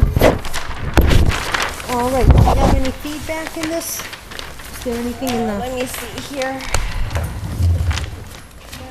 There's nothing inside the packet, so I don't know if Marjorie has put it in your little box. Oh, it's over there. Is that it, with the markers? Here it is. There we go. All right. And mark. Okay, review for 174 Northfield Road. Building official, yes, 612, he signed it, are compliant. Assessor, okay, that, it all came back fine. Conservation, Wetland Act issue 100-foot buffer, potential flood plan, 30-foot no touch, only if it's working within the 100 feet of the wetlands in the back of the property, which abuts Hickory Hills, I believe. Board of Health, see attached memo. Board of Health agent Jim Griffey and the Board of Health has reviewed the proposed land division for above-mentioned property. The division will create 2 lots, one containing the existing house and one the existing barn. Soil test has been done on both lots and permits for septic systems have been issued or are close to being issued for the 2 lots being created by this A&R. The septic system for the existing house is in failure and must be replaced. In order for its replacement will be sent to the owners. It is my understanding that this house is currently unoccupied. I believe the condition of Title V have been met for the subdivision. Jim Griffey, Board of Health agent. So the Board of Health is fine. You've worked with Mr. Griffey. And then we have Sewer Commission, see attached memo dated 6/18/14. The 20-acre lot is not in the sewer service area as approved by the town of Lunenburg. Further, this area was determined by the CWMP to be second lowest area of need in town, and due to potential negativity impacts on development in this area, it was recommended not to be sewered. As such, any request extension of a SSA into the part of town would be strongly discouraged by the commission based on the CWMP data, which Mr. McDonald from the Sewer Commission spoke of at last meeting. Further, it is our understanding that the Neshoba Board of Health has already approved a sewer, which we just read. Based on all the above, the Sewer Commission has no objection to the proposed A&R. So, no one has objection to it. We did not have any objections to it. So I would accept a motion to sign the A&R plan to subdivide the 2 lots at 174 Northfield Road. Was there any comment from a reviewing engineer before we make a motion? No? No.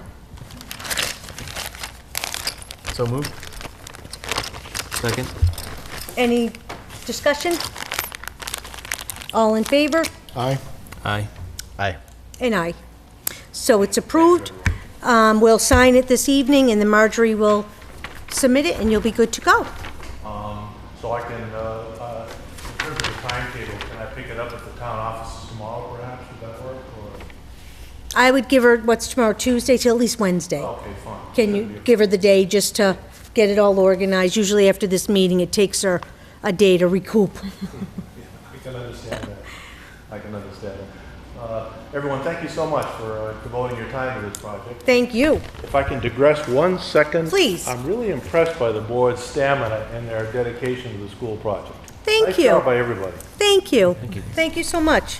Thank you, and I'll see you next time. I can't wait. Have a good evening.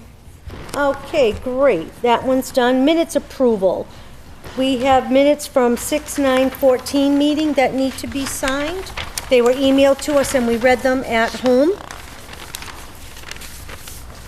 Do I have a motion to accept said minutes? So moved. Do we have a second? Second. All in favor? All right. Aye. Aye. Aye. The next we have, on June 9th, 14, the public hearing that was open and closed for Highfield Village, really not anything to discuss there. Do I have a motion to accept? Motion to accept. Second. All in favor? All right. Aye. Aye. Okay, and those aren't done as of yet. Committee reports, MRPC, myself, our meeting is tomorrow evening, so I will have a report for the next meeting. School Building Committee, Nathan Lockwood. There is a meeting on Wednesday, This Wednesday? this coming Wednesday. That's right. I don't believe there's anything.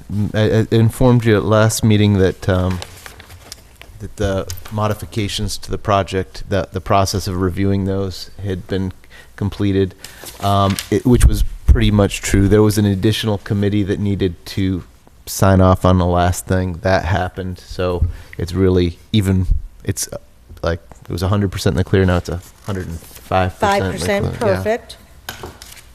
So I believe that's all for updates on that I have right now for That's that. it, okay.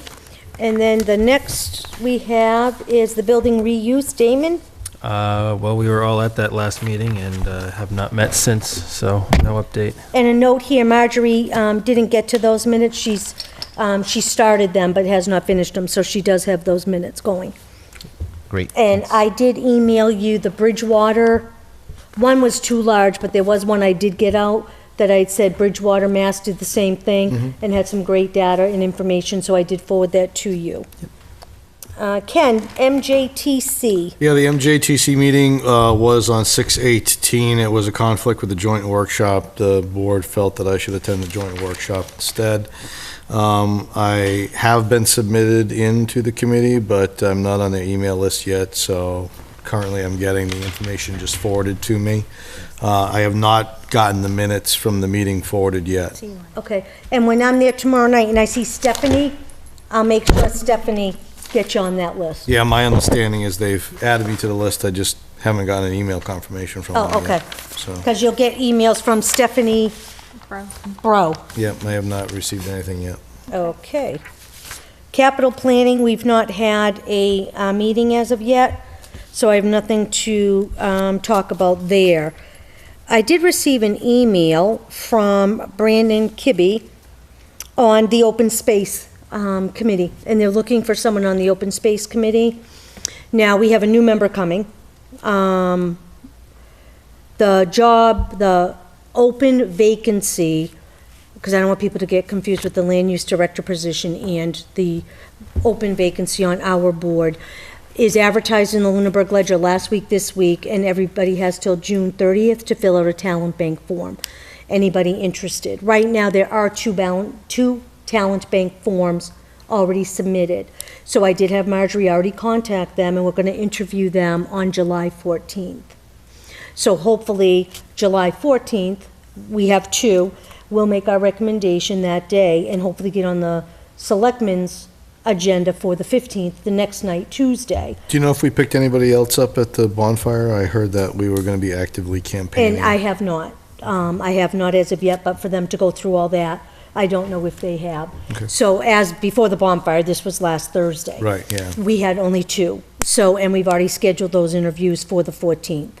Hopefully, we'll do those, it'll go well, and then we'll make our recommendation to the Board of Selectmen on the 15th is what I'm going to try to do. We can wait for capital plan, for the open space, and see if that person would like to go on there, but I didn't know if someone here was passionate about it and wanted to do that as well. So, that's up to you guys to kind of, my plate's full, so I'm not interested in the open space. I didn't know if one of you three, My plate is also full. would you like? Is this like a liaison position, or? No, you remember, I think Sharon Jordan's on it from the same group that did the Lane property. Yeah. Brandon Kibbe, Sharon Jordan, Paula Bertram was on I'm there. gonna try to tackle what I've already MJ, okay. jumped on. Nathan, you're good? Yes, So, and that's what I said to him, is we probably put the new member on there, and I would fill in if anything came up from now till the 15th, when we, go to the Board of Selectmen, and we'll have the representative, which is only 2 weeks, so. I don't think there's anything pressing that we'll wait. So I just wanted to make sure if someone here was passionate about it, I didn't want to Oh, thanks for checking, not Joanna. provide it to you. One thing I forgot about the school building committee is I believe there's going to be an abutters meeting being put on by the school building committee to discuss issues that meet with abutters and answer questions they may have. Does anyone happen to have the date on that? Because I unfortunately am not finding it in my notes here. I had it at some point. I do not, but I could check with Marjorie. All right, I'll check I'll keep checking here, and so keep going. I'll if I find it. And this is yours to, I'm sorry? June 25th. June 25th, thank you. The same? And that is at 6 p.m. in the cafeteria of the TC Passios building.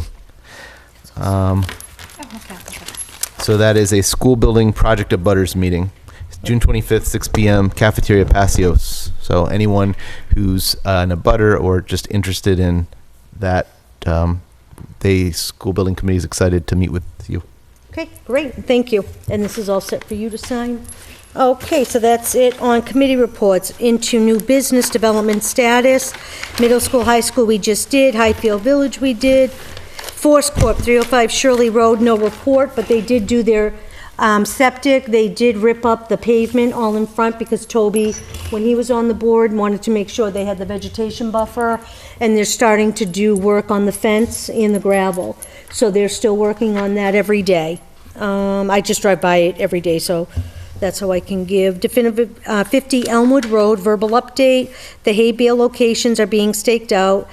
Applicant will erect a temporary 4-foot chain link fence, construction fence at the site. So that's what's going on with Elmwood. Whitewoods on Mass Ave, we have no report. Emerald Place, no report. Chase and the Pleasant Street, no report. Whitetail Crossing, I sent an email to sit down with Dan. Are you in the office at all this week? Yeah, Thursday, Thursday? if you have any. All right, maybe first thing in the morning Thursday. Okay. We'll figure that out. Okay, perfect. Action file. Okay, I already covered that with the open space. 145 Page Street, right of first refusal. The pet, do you have anything on that?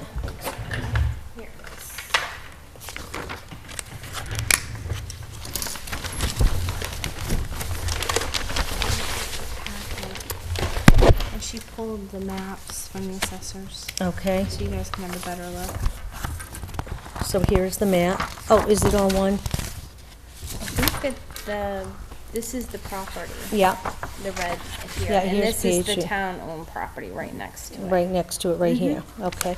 And the only one, or is it in the packet? I You can take that, don't Nathan, I- know. Oh, no, it is. Okay, Oh, good. no, here's another one. Is there a bunch in there? No. That's all right. Okay.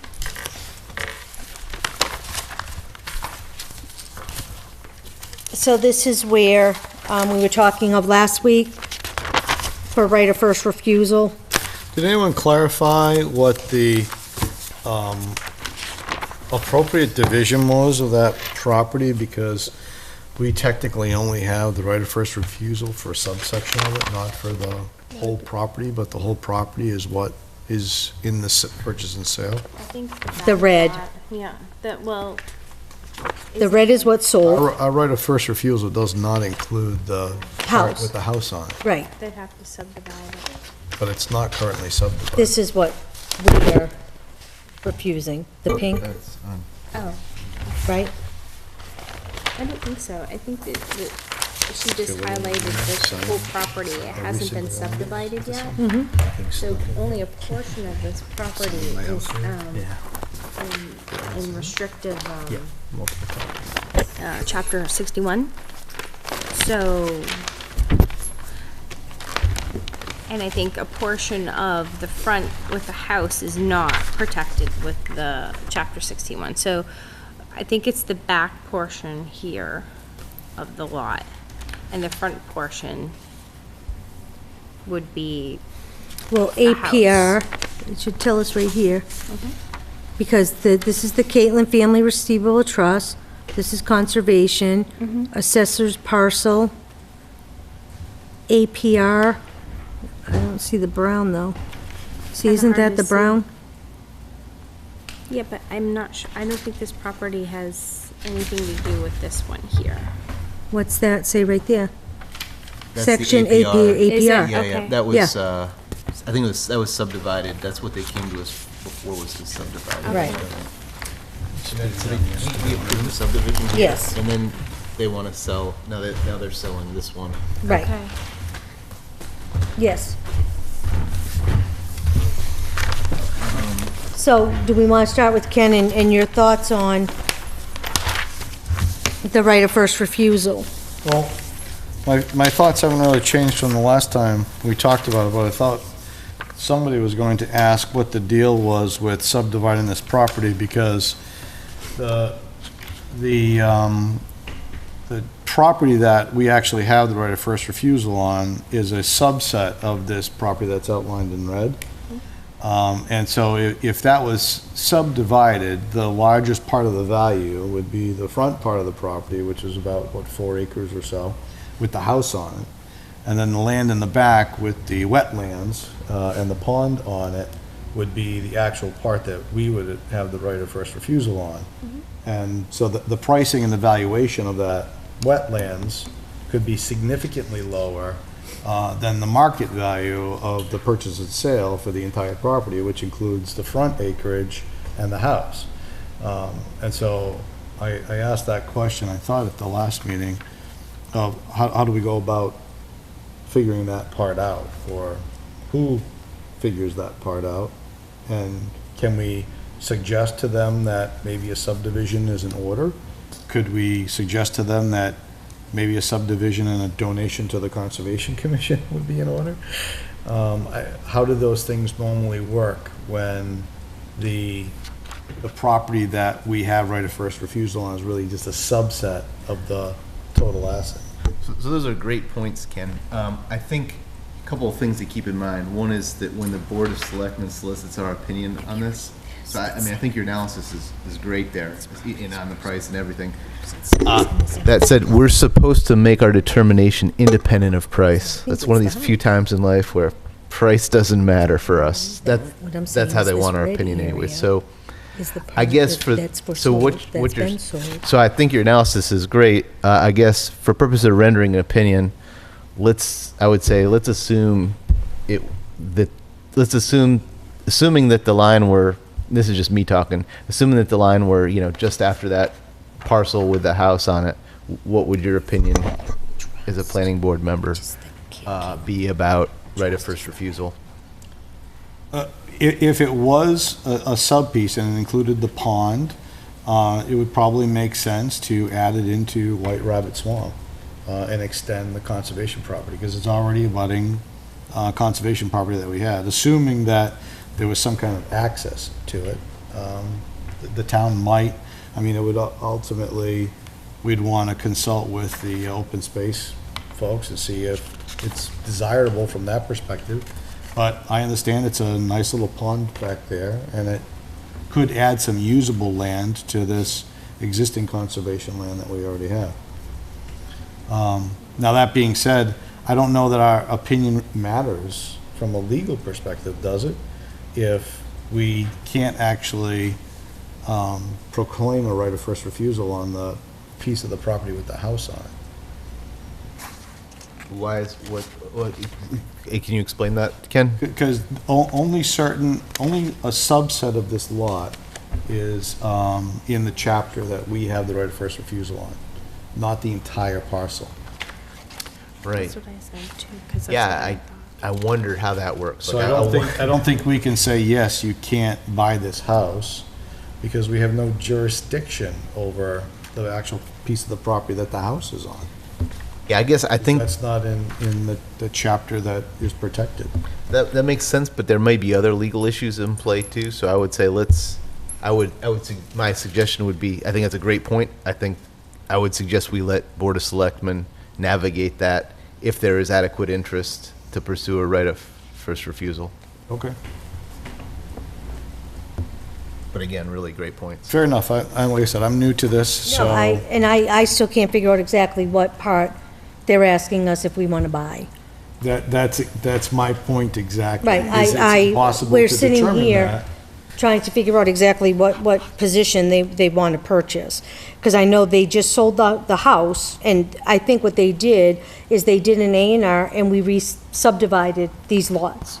And they sold this not realizing that part of this land was in 61A. Correct. Now that they're going to sell it, the assessors have said, wait a minute, this back end is Well, part actually, of I all think- of this, I think it's 61. actually from the pond all the way back. I Right. think This But the is pond used to all- abut all of Right, this. but I think So this when- is all 61A, but this whole front part here is not.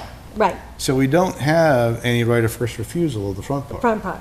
It's only this back, It's only which the we back can't part. break up this guy's lot that we've already signed an A&R subdividing. Well, I'm not sure. I wouldn't assume that we know it. It may be that there's purchase and sale is invalid. I mean, I don't know. There could be any. I'm not a lawyer. I don't play one on TV. It could be that. But you look like. But I look like one. Yeah, I know. It could be that the purchase and sale agreement's invalid if it was challenged. There could be a whole number of things. That's why I said is let's figure out like if the line were at the pond, what would our opinion be, and then if the town wants if it gets to the Board of Selectmen, there's enough interest in pursuing them, let them sort it out, and I think that's the best we can do at this point. But again, they are great points. Yeah, and I would say with the residential land the way it is, I would not be a opponent of holding that up for the person that has signed a purchase. We have the signed purchase and sale there. Right, yeah. That has set their dreams in buying this property, so. Has conservation weighed in on this? Yes, they get the same thing. Whenever land comes up on this, the Conservation and us, the Board of Selectmen, wait for just a recommendation from each of us, each board. So Concom has made a recommend. I don't know if they've made a recommendation, they've been asked to. Okay, Damon, do you have an opinion on it?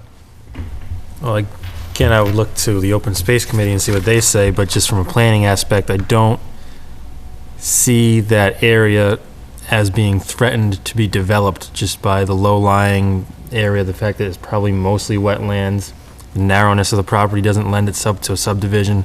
So even if we were not to purchase, I don't see it being developed or endangering the habitat that's there. If you drive by it today and see what this all abuts, I think they'd have a hard time getting homes in there as well. It's a cow field that they raise cow corn in, so it has a lovely scent.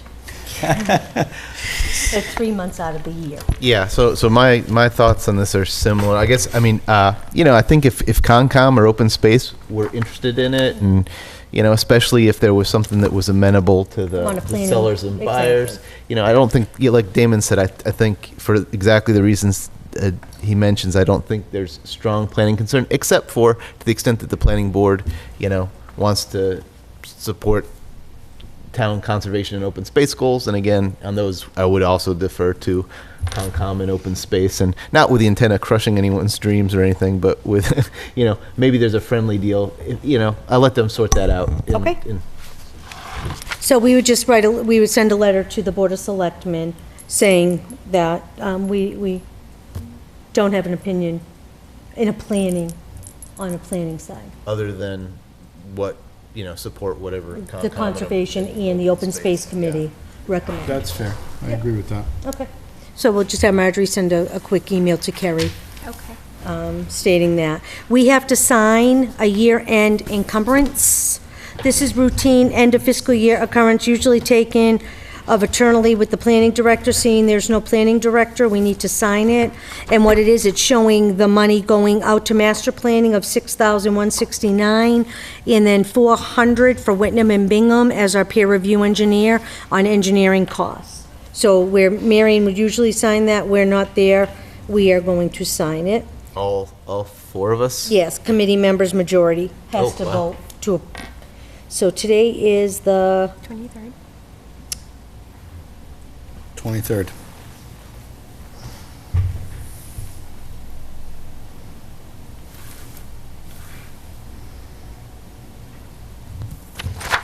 And then Kerry signs it as well. Do you need a pen? You got a pen? All right, so that's going on. 250 Whalum Road, Lunenburg Village, no report. 40 Lemonster Shirley Road, verbal update. Historical letter scanned to the board. Did you all get the letter from the Historical Commission?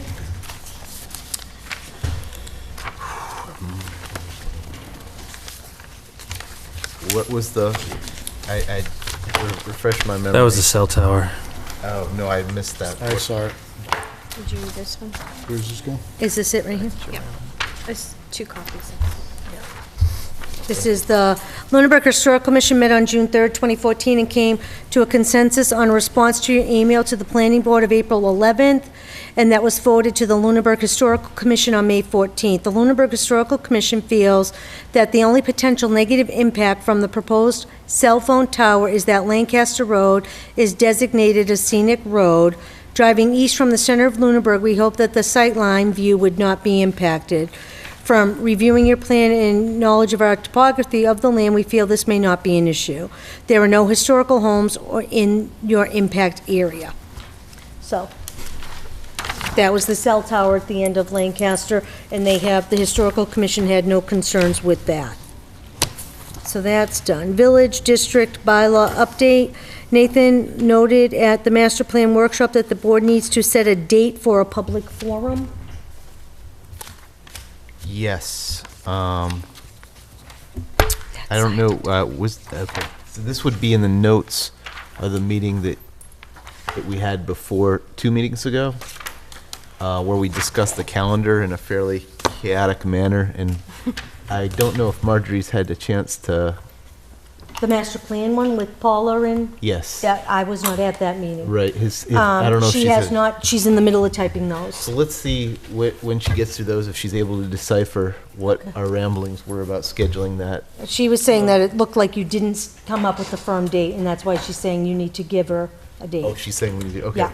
Nathan The idea needs to- behind that one was to follow up, that's the charrette we were talking about at the last meeting, to involve the public with the views for the village district and our view of the town center. So the first public involvement thing that we're doing is next Monday, the 30th, the historic presentation on the history of the town center. The second step would be this item that we're talking about. When do we plan a second meeting to talk about the future of the town center?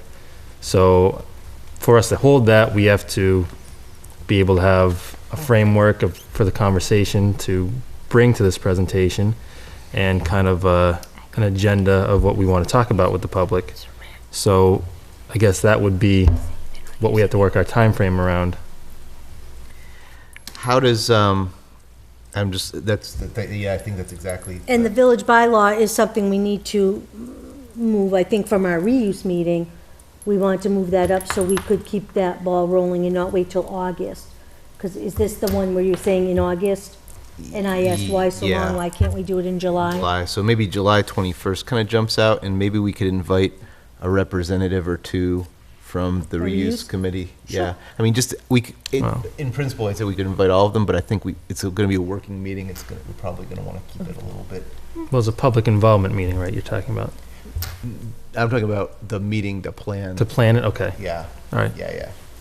I mean, as many as they feel they need to be sort of co-hosts for that meeting, I guess. Well, do we have to have a separate meeting? Because are we having a meeting just to plan when we're going to have the meeting? I think we're gonna need it's gonna, I don't know, personally, I think it's gonna take, what do you think it'll take to discuss the content of a charrette, including, a couple alternatives for the public, to present vision to the public of some of the alternatives, not to close it down to that, but I think you're talking at least a couple hours. Have you considered doing a site walk and then going back into the town hall and then doing the charrette or something like that? Had you thought of something?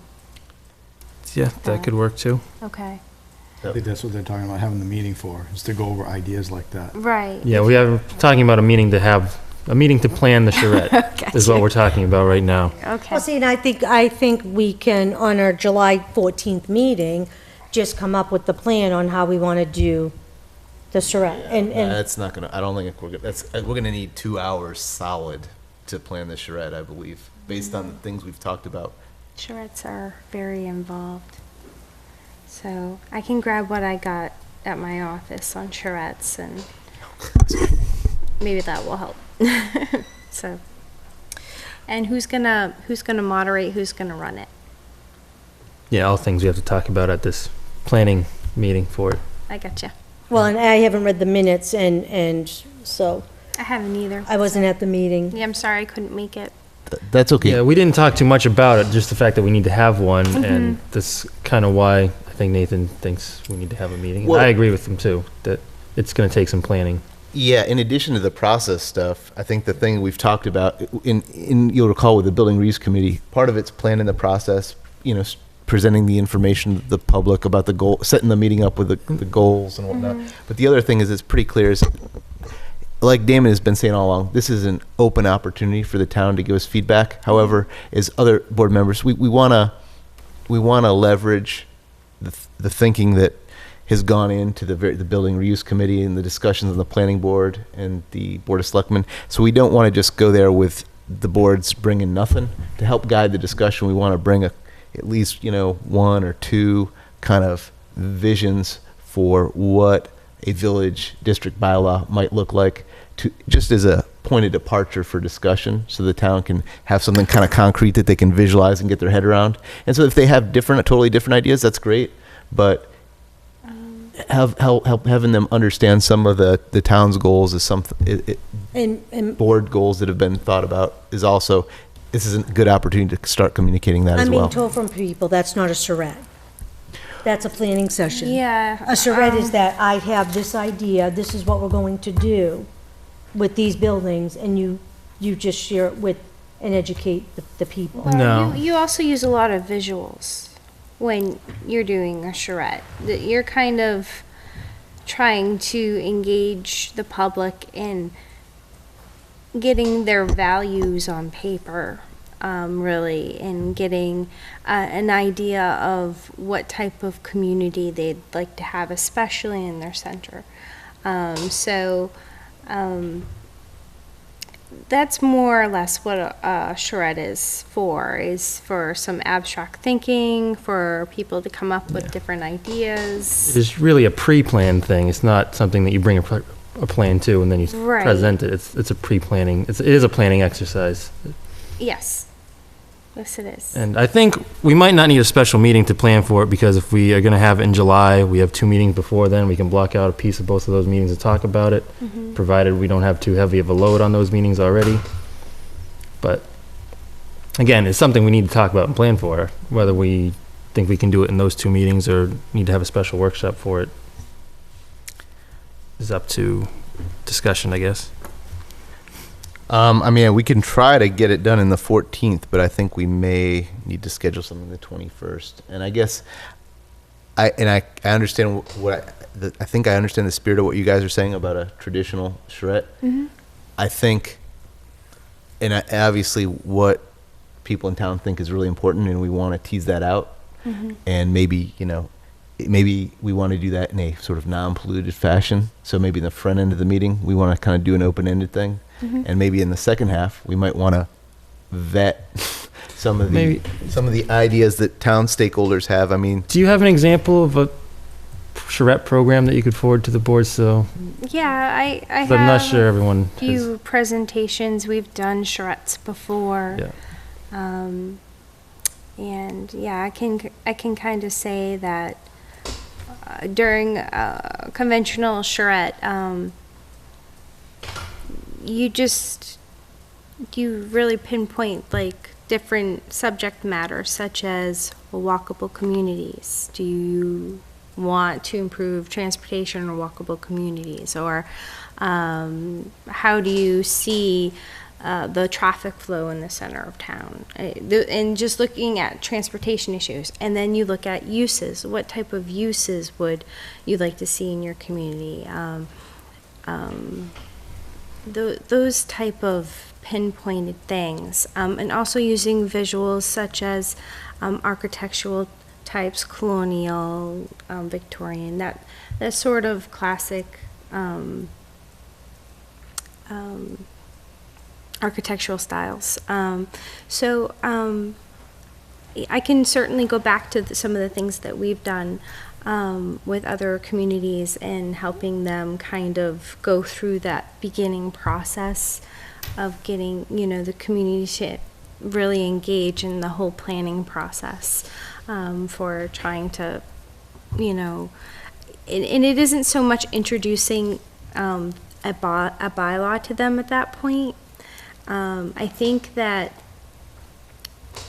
it kind of deflates people a little bit when they see, we're used to seeing it. We look at bylaws and regulations all the time, but if you try to hand that straight out to people from the first time they go to a meeting, they kind of, lose steam a little bit. So, I hope, I've done, I've learned a lot about community involvement and organizing these things when I was doing my master's program and for architecture, and I kind of understand the process. It's tough to explain, it's not something you can sum up in a quick sentence clearly, but. So on July 14th, can you all come for 5:30 and we'll spend 1 hour and see if we need another, then we can carry it on to the next Monday, the 21st, and finish it up? But we can commit 5:30 to 6:30 on the 14th? I'm fine with that. So that's a solid hour. Yeah. And then if we need more time, Yeah, I'm fine with that. I do have a comment on the format. That might be fine then. I think though, I think there's value in the charrette, and I think it is important to get public input, and we may learn something new. I think there's also been a public discussion on a number of boards where there are some fairly concrete ideas about it's not so much talking the bylaw in terms of reading off the numbers of what the dimensional constraints. It's really more of a painting a picture of the impact of the bylaw and discussing with the town and vetting that picture with the town so that they can help us further understand the reality of that impact better. And I do understand that, but that might be the next step. And that's where I'm going. So Yeah. we need, because of the, and what we learn from the charrette may impact that, but I think we need to, as a board, be ready to schedule a meeting very quickly thereafter because, given the strength of the stakeholder interest right now, obviously we want it to be shaped by the public, and if the public doesn't like it, it'll be really shaped by the public. Maybe not tough to do. But if they really like it, it'll just be shaped in a very positive way. But I think we need to, because of our time constraints and whatnot, we need to follow up the charrette with whatever you want to call the format, where we, vet what are likely to be specific proposals based on, the stakeholders' analysis of the public feedback from the charrette and the prior body of thought that's gone into that. Put together 1 or 2 proposals that we can, a vision that we can get vetted so that we can, the discussion, it was at the Ritter, so it wasn't on TV, but the discussion is we would like to have, what we believe, the town believe, a solid vision based on strong public shaping and feedback and the needs of the town. We'd like to have a village district bylaw, if possible, going before fall or winter town meeting. Fall, winter meeting. Yeah. Okay. So within the next 4 or 5 months? So long story short is the plans for the charrette sound great. We will need to follow that up with sort of whatever you want to call it, vision vetting meeting as well. And- I would say within a month. Okay, and a couple of things to touch on that. Damon, you were going to email us the state village bylaw? Yeah, we all should have it already, but I can email it or pull it up anyways. Who sent it to us? I It was did. part of the package a long time ago. I did. It's I can probably way email back it in to you the guys archive, but we again. did all get- Yeah, I. The state Yeah. ethics? Yeah, The no. state, The state village model, Yes. I gave you a handful of models back in December. okay, So I can dig that out. It's not a big deal. Okay. And send it to you. because when we met with the reuse, they were looking more to go very simple. They The thought- only concern I have about that is how it will mesh with your existing bylaw. I would love to make it simple, but there are. What bylaw? Your protective bylaw, and already the draft that I've done for you before, back in December. Are you talking the village bylaw? The village you did for bylaw, us? yeah. What's the protective bylaw? Oh, your bylaw, the zoning bylaw. The zoning, okay, thank you. Yeah, the way I did it is I modeled it after your existing bylaw in other sections, and so it cross-references to other sections. So that's something to look at closely while we're trying to simplify the bylaw, because you don't want to eliminate any cross-referencing that, may have an impact on, the way you do things and your procedure and your process. But the village bylaw would only be for the area Village that we district. designate as the village district.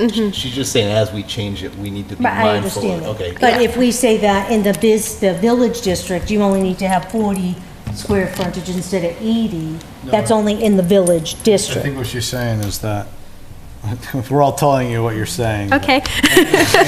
We're talking about relaxing it a little bit and making it more of a guideline as opposed to a bylaw. And she's saying that if we make a guideline for the village district, it could conflict with our existing bylaw for that area.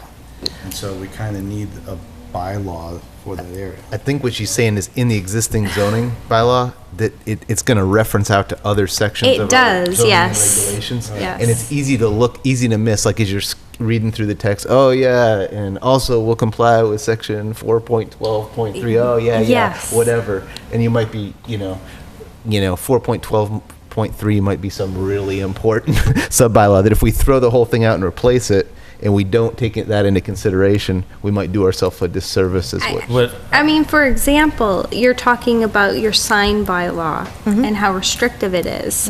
And for instance, your other districts refer to the sign bylaw. So the sign bylaw may have to be tweaked, or you're just going to have a provision just for the village district for signs. Right, for signs, exactly. So- might warrant That's that just, too. that's what I just, that's what I just said. And We I might- know it's going to reference our existing code, and that's one way to go about it. But I think as we reference the existing code, we should probably look at the existing code and make sure it's applicable to it, and not just Exactly. reference it. Well, and that's Because all I part feel of like it's cumbersome in some locations, and it should be streamlined. So this is the pre-meeting we need for that visioning, that vision vetting meeting. So this is, we need to, come up.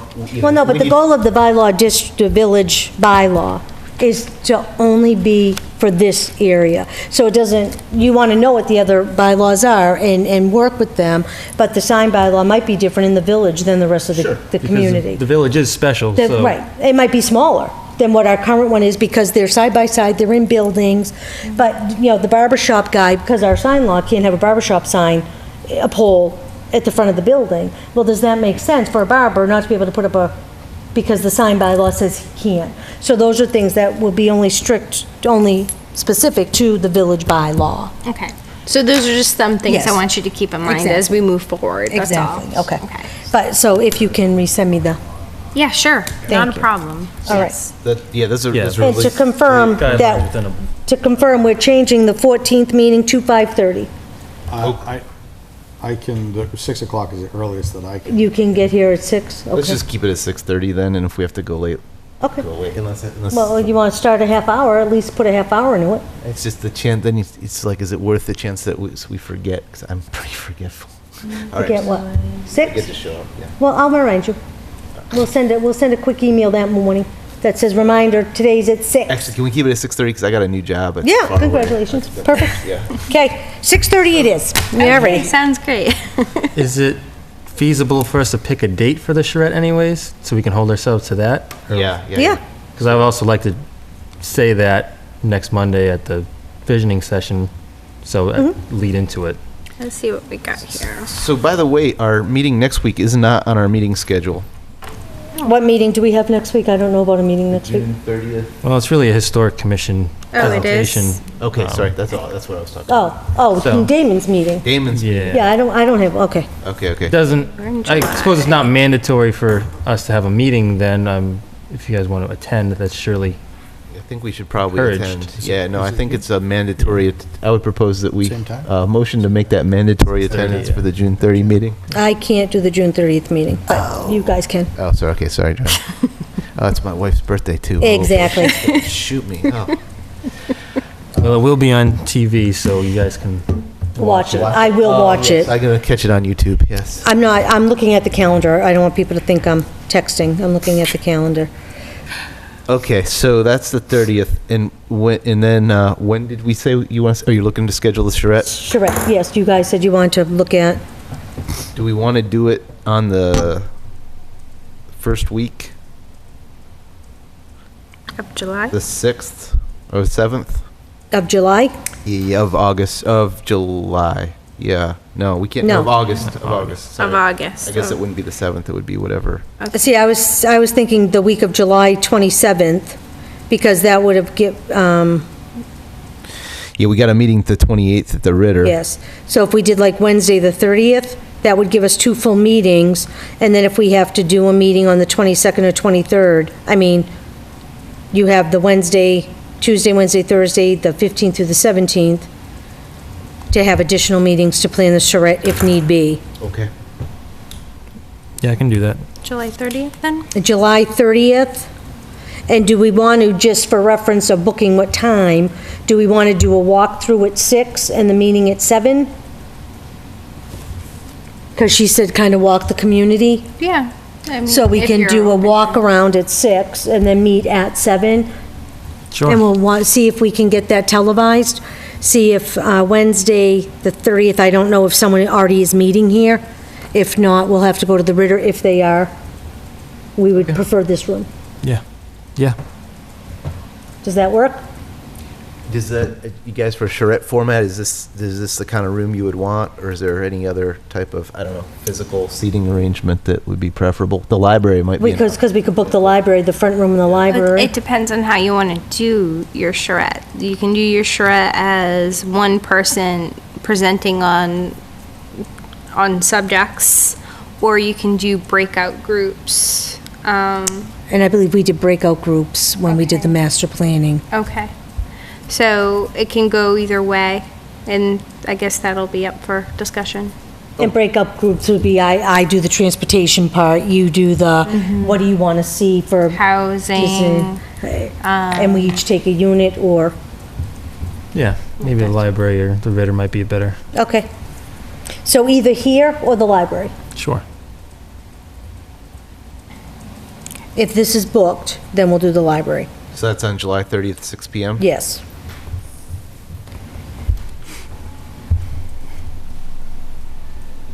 How do you spell charrette?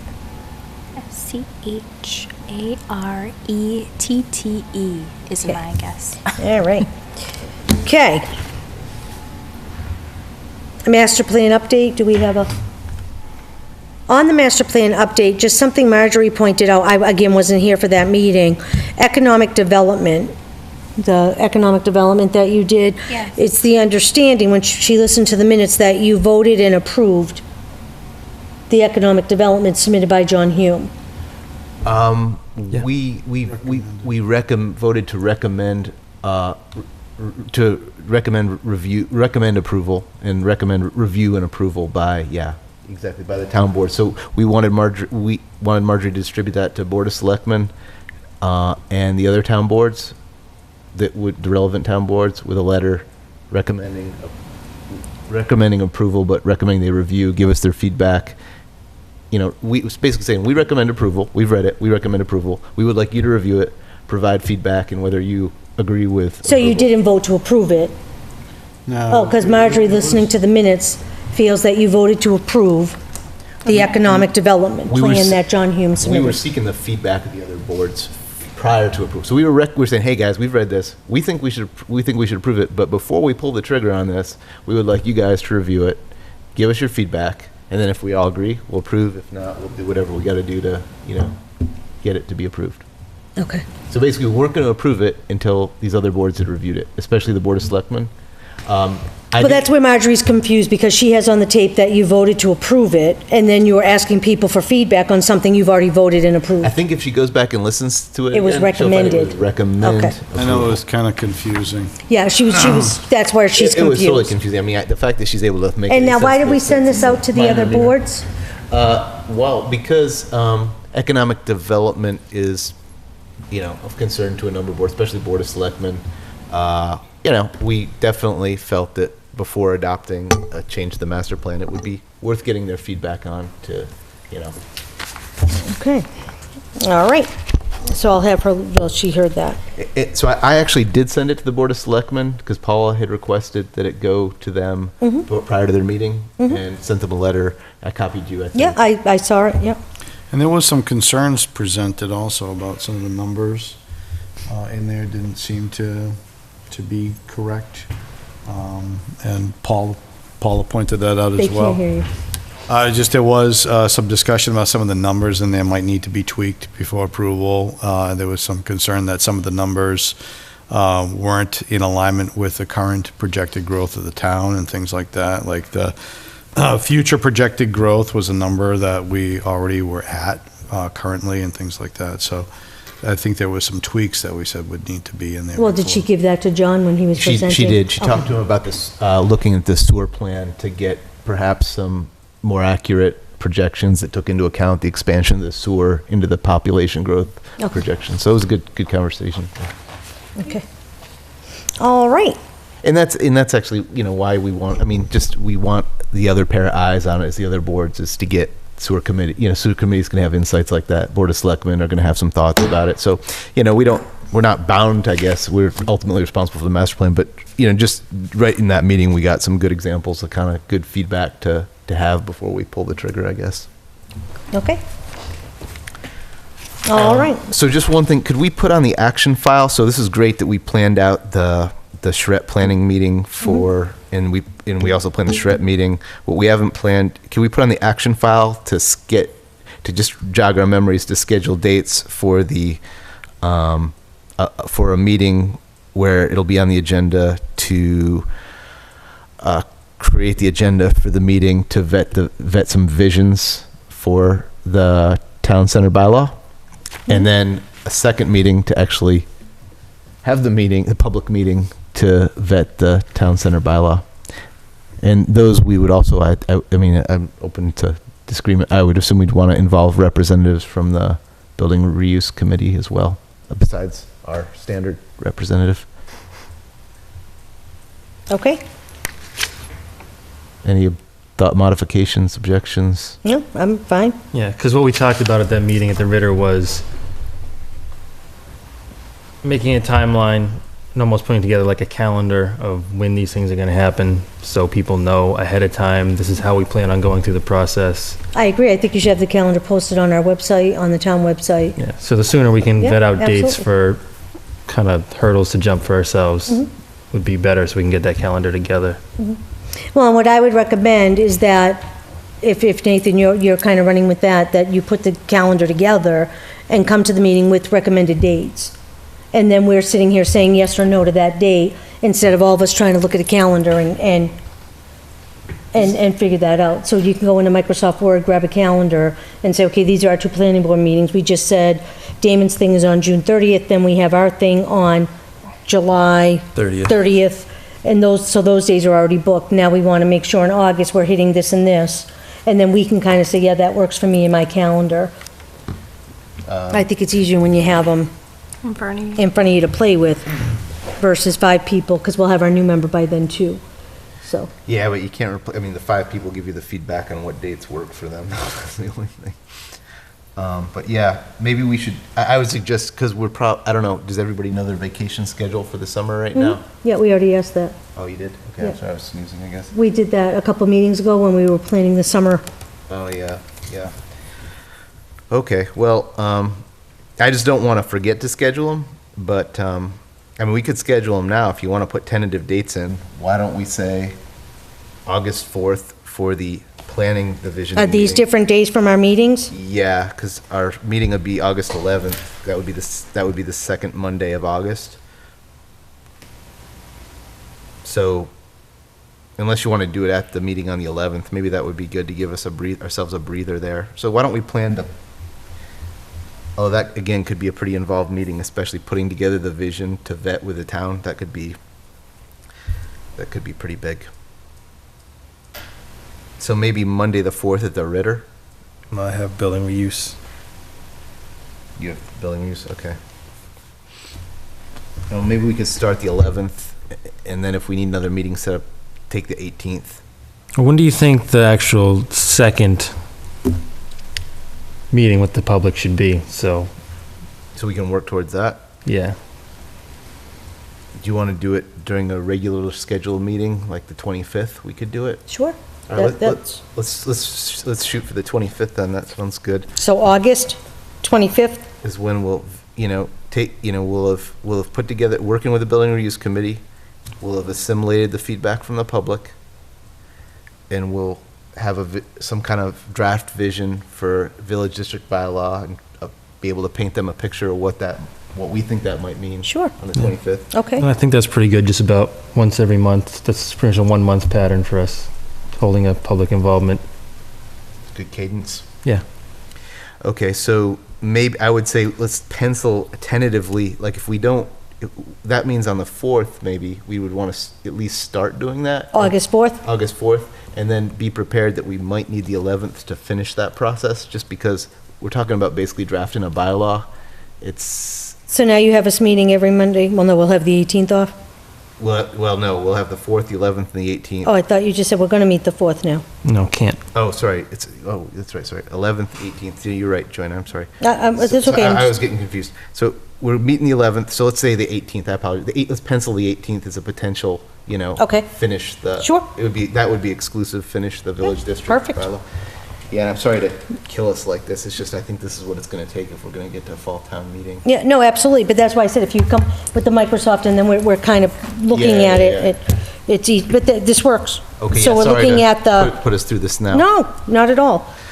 11, 18, 25, basically, with 25 being the actual present public meeting, Mm-hmm. 11 being start discussing it, 18 being, if we need it, and I believe we will, to like get it looking good.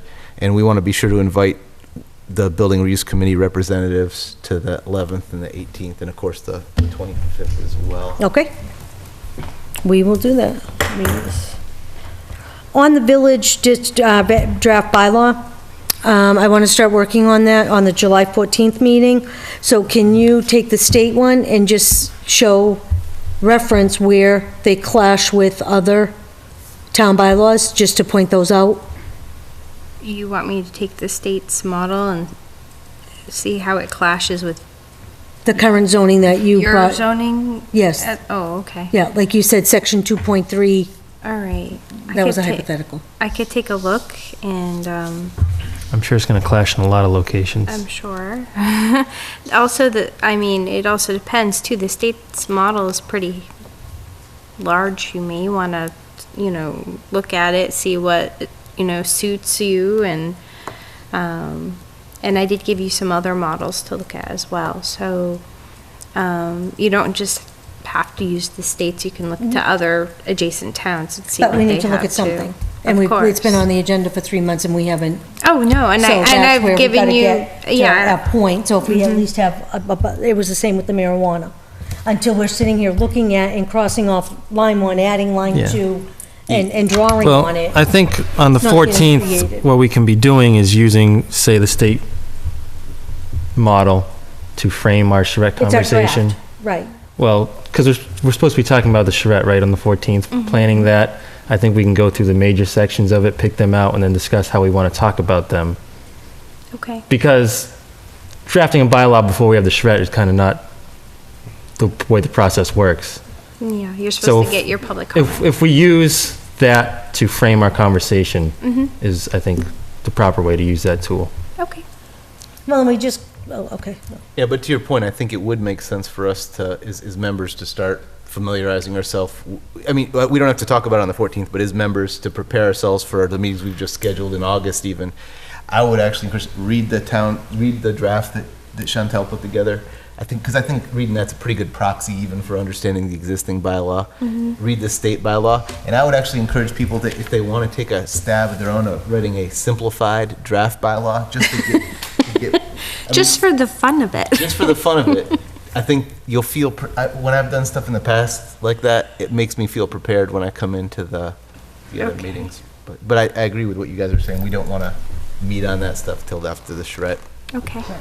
Well, and that's the thing, if we keep putting it off, we're not gonna make fall meetings. I can certainly supply you models. Again, that's not a problem. And then everyone can take a look at what I did, what models I drew from, and then I also took from your own bylaw too. So, just to get refamiliar with it, because I know it's been a while. So, Okay, great. And It's new for some of us. and it's new for you. Yes, of course. And Joanne, I think if we keep up with the schedule that we've just talked about, which takes us through the charrette in July and then into these insane August meetings, 11, 18, 25, if we keep that momentum, we'll make town meeting. Okay, If we don't, we might die of exhaustion sometime in early September too, but if we don't, if that doesn't happen, it will be great for town meeting. okay. All right, so our next meeting is July 14th at 6:30, and then we have July 28th at 6:30. Damon's gonna have his meeting on June 30th with the Historical Commission. And then we are doing a charrette on July 30th at 6 PM. We'll do a walk-around, and 7 o'clock here on televised if it's available. If not, it'll be, we're gonna see if the library front room's available. So that's what June and July look like. Sure. Okay, Good. Sounds great. all right. Do Thanks, we have everybody, for being any so other flexible. board comment? Nope. Any public comment? Seeing none, I would ascertain a motion to adjourn. So moved. Second. All in favor? Aye. Aye. Aye, thank you, and have a great night. Thank you. Joanne. Tell her she don't have to cry, sigh, no, no. Oh, oh, oh, oh, oh, oh, oh, oh, oh, oh.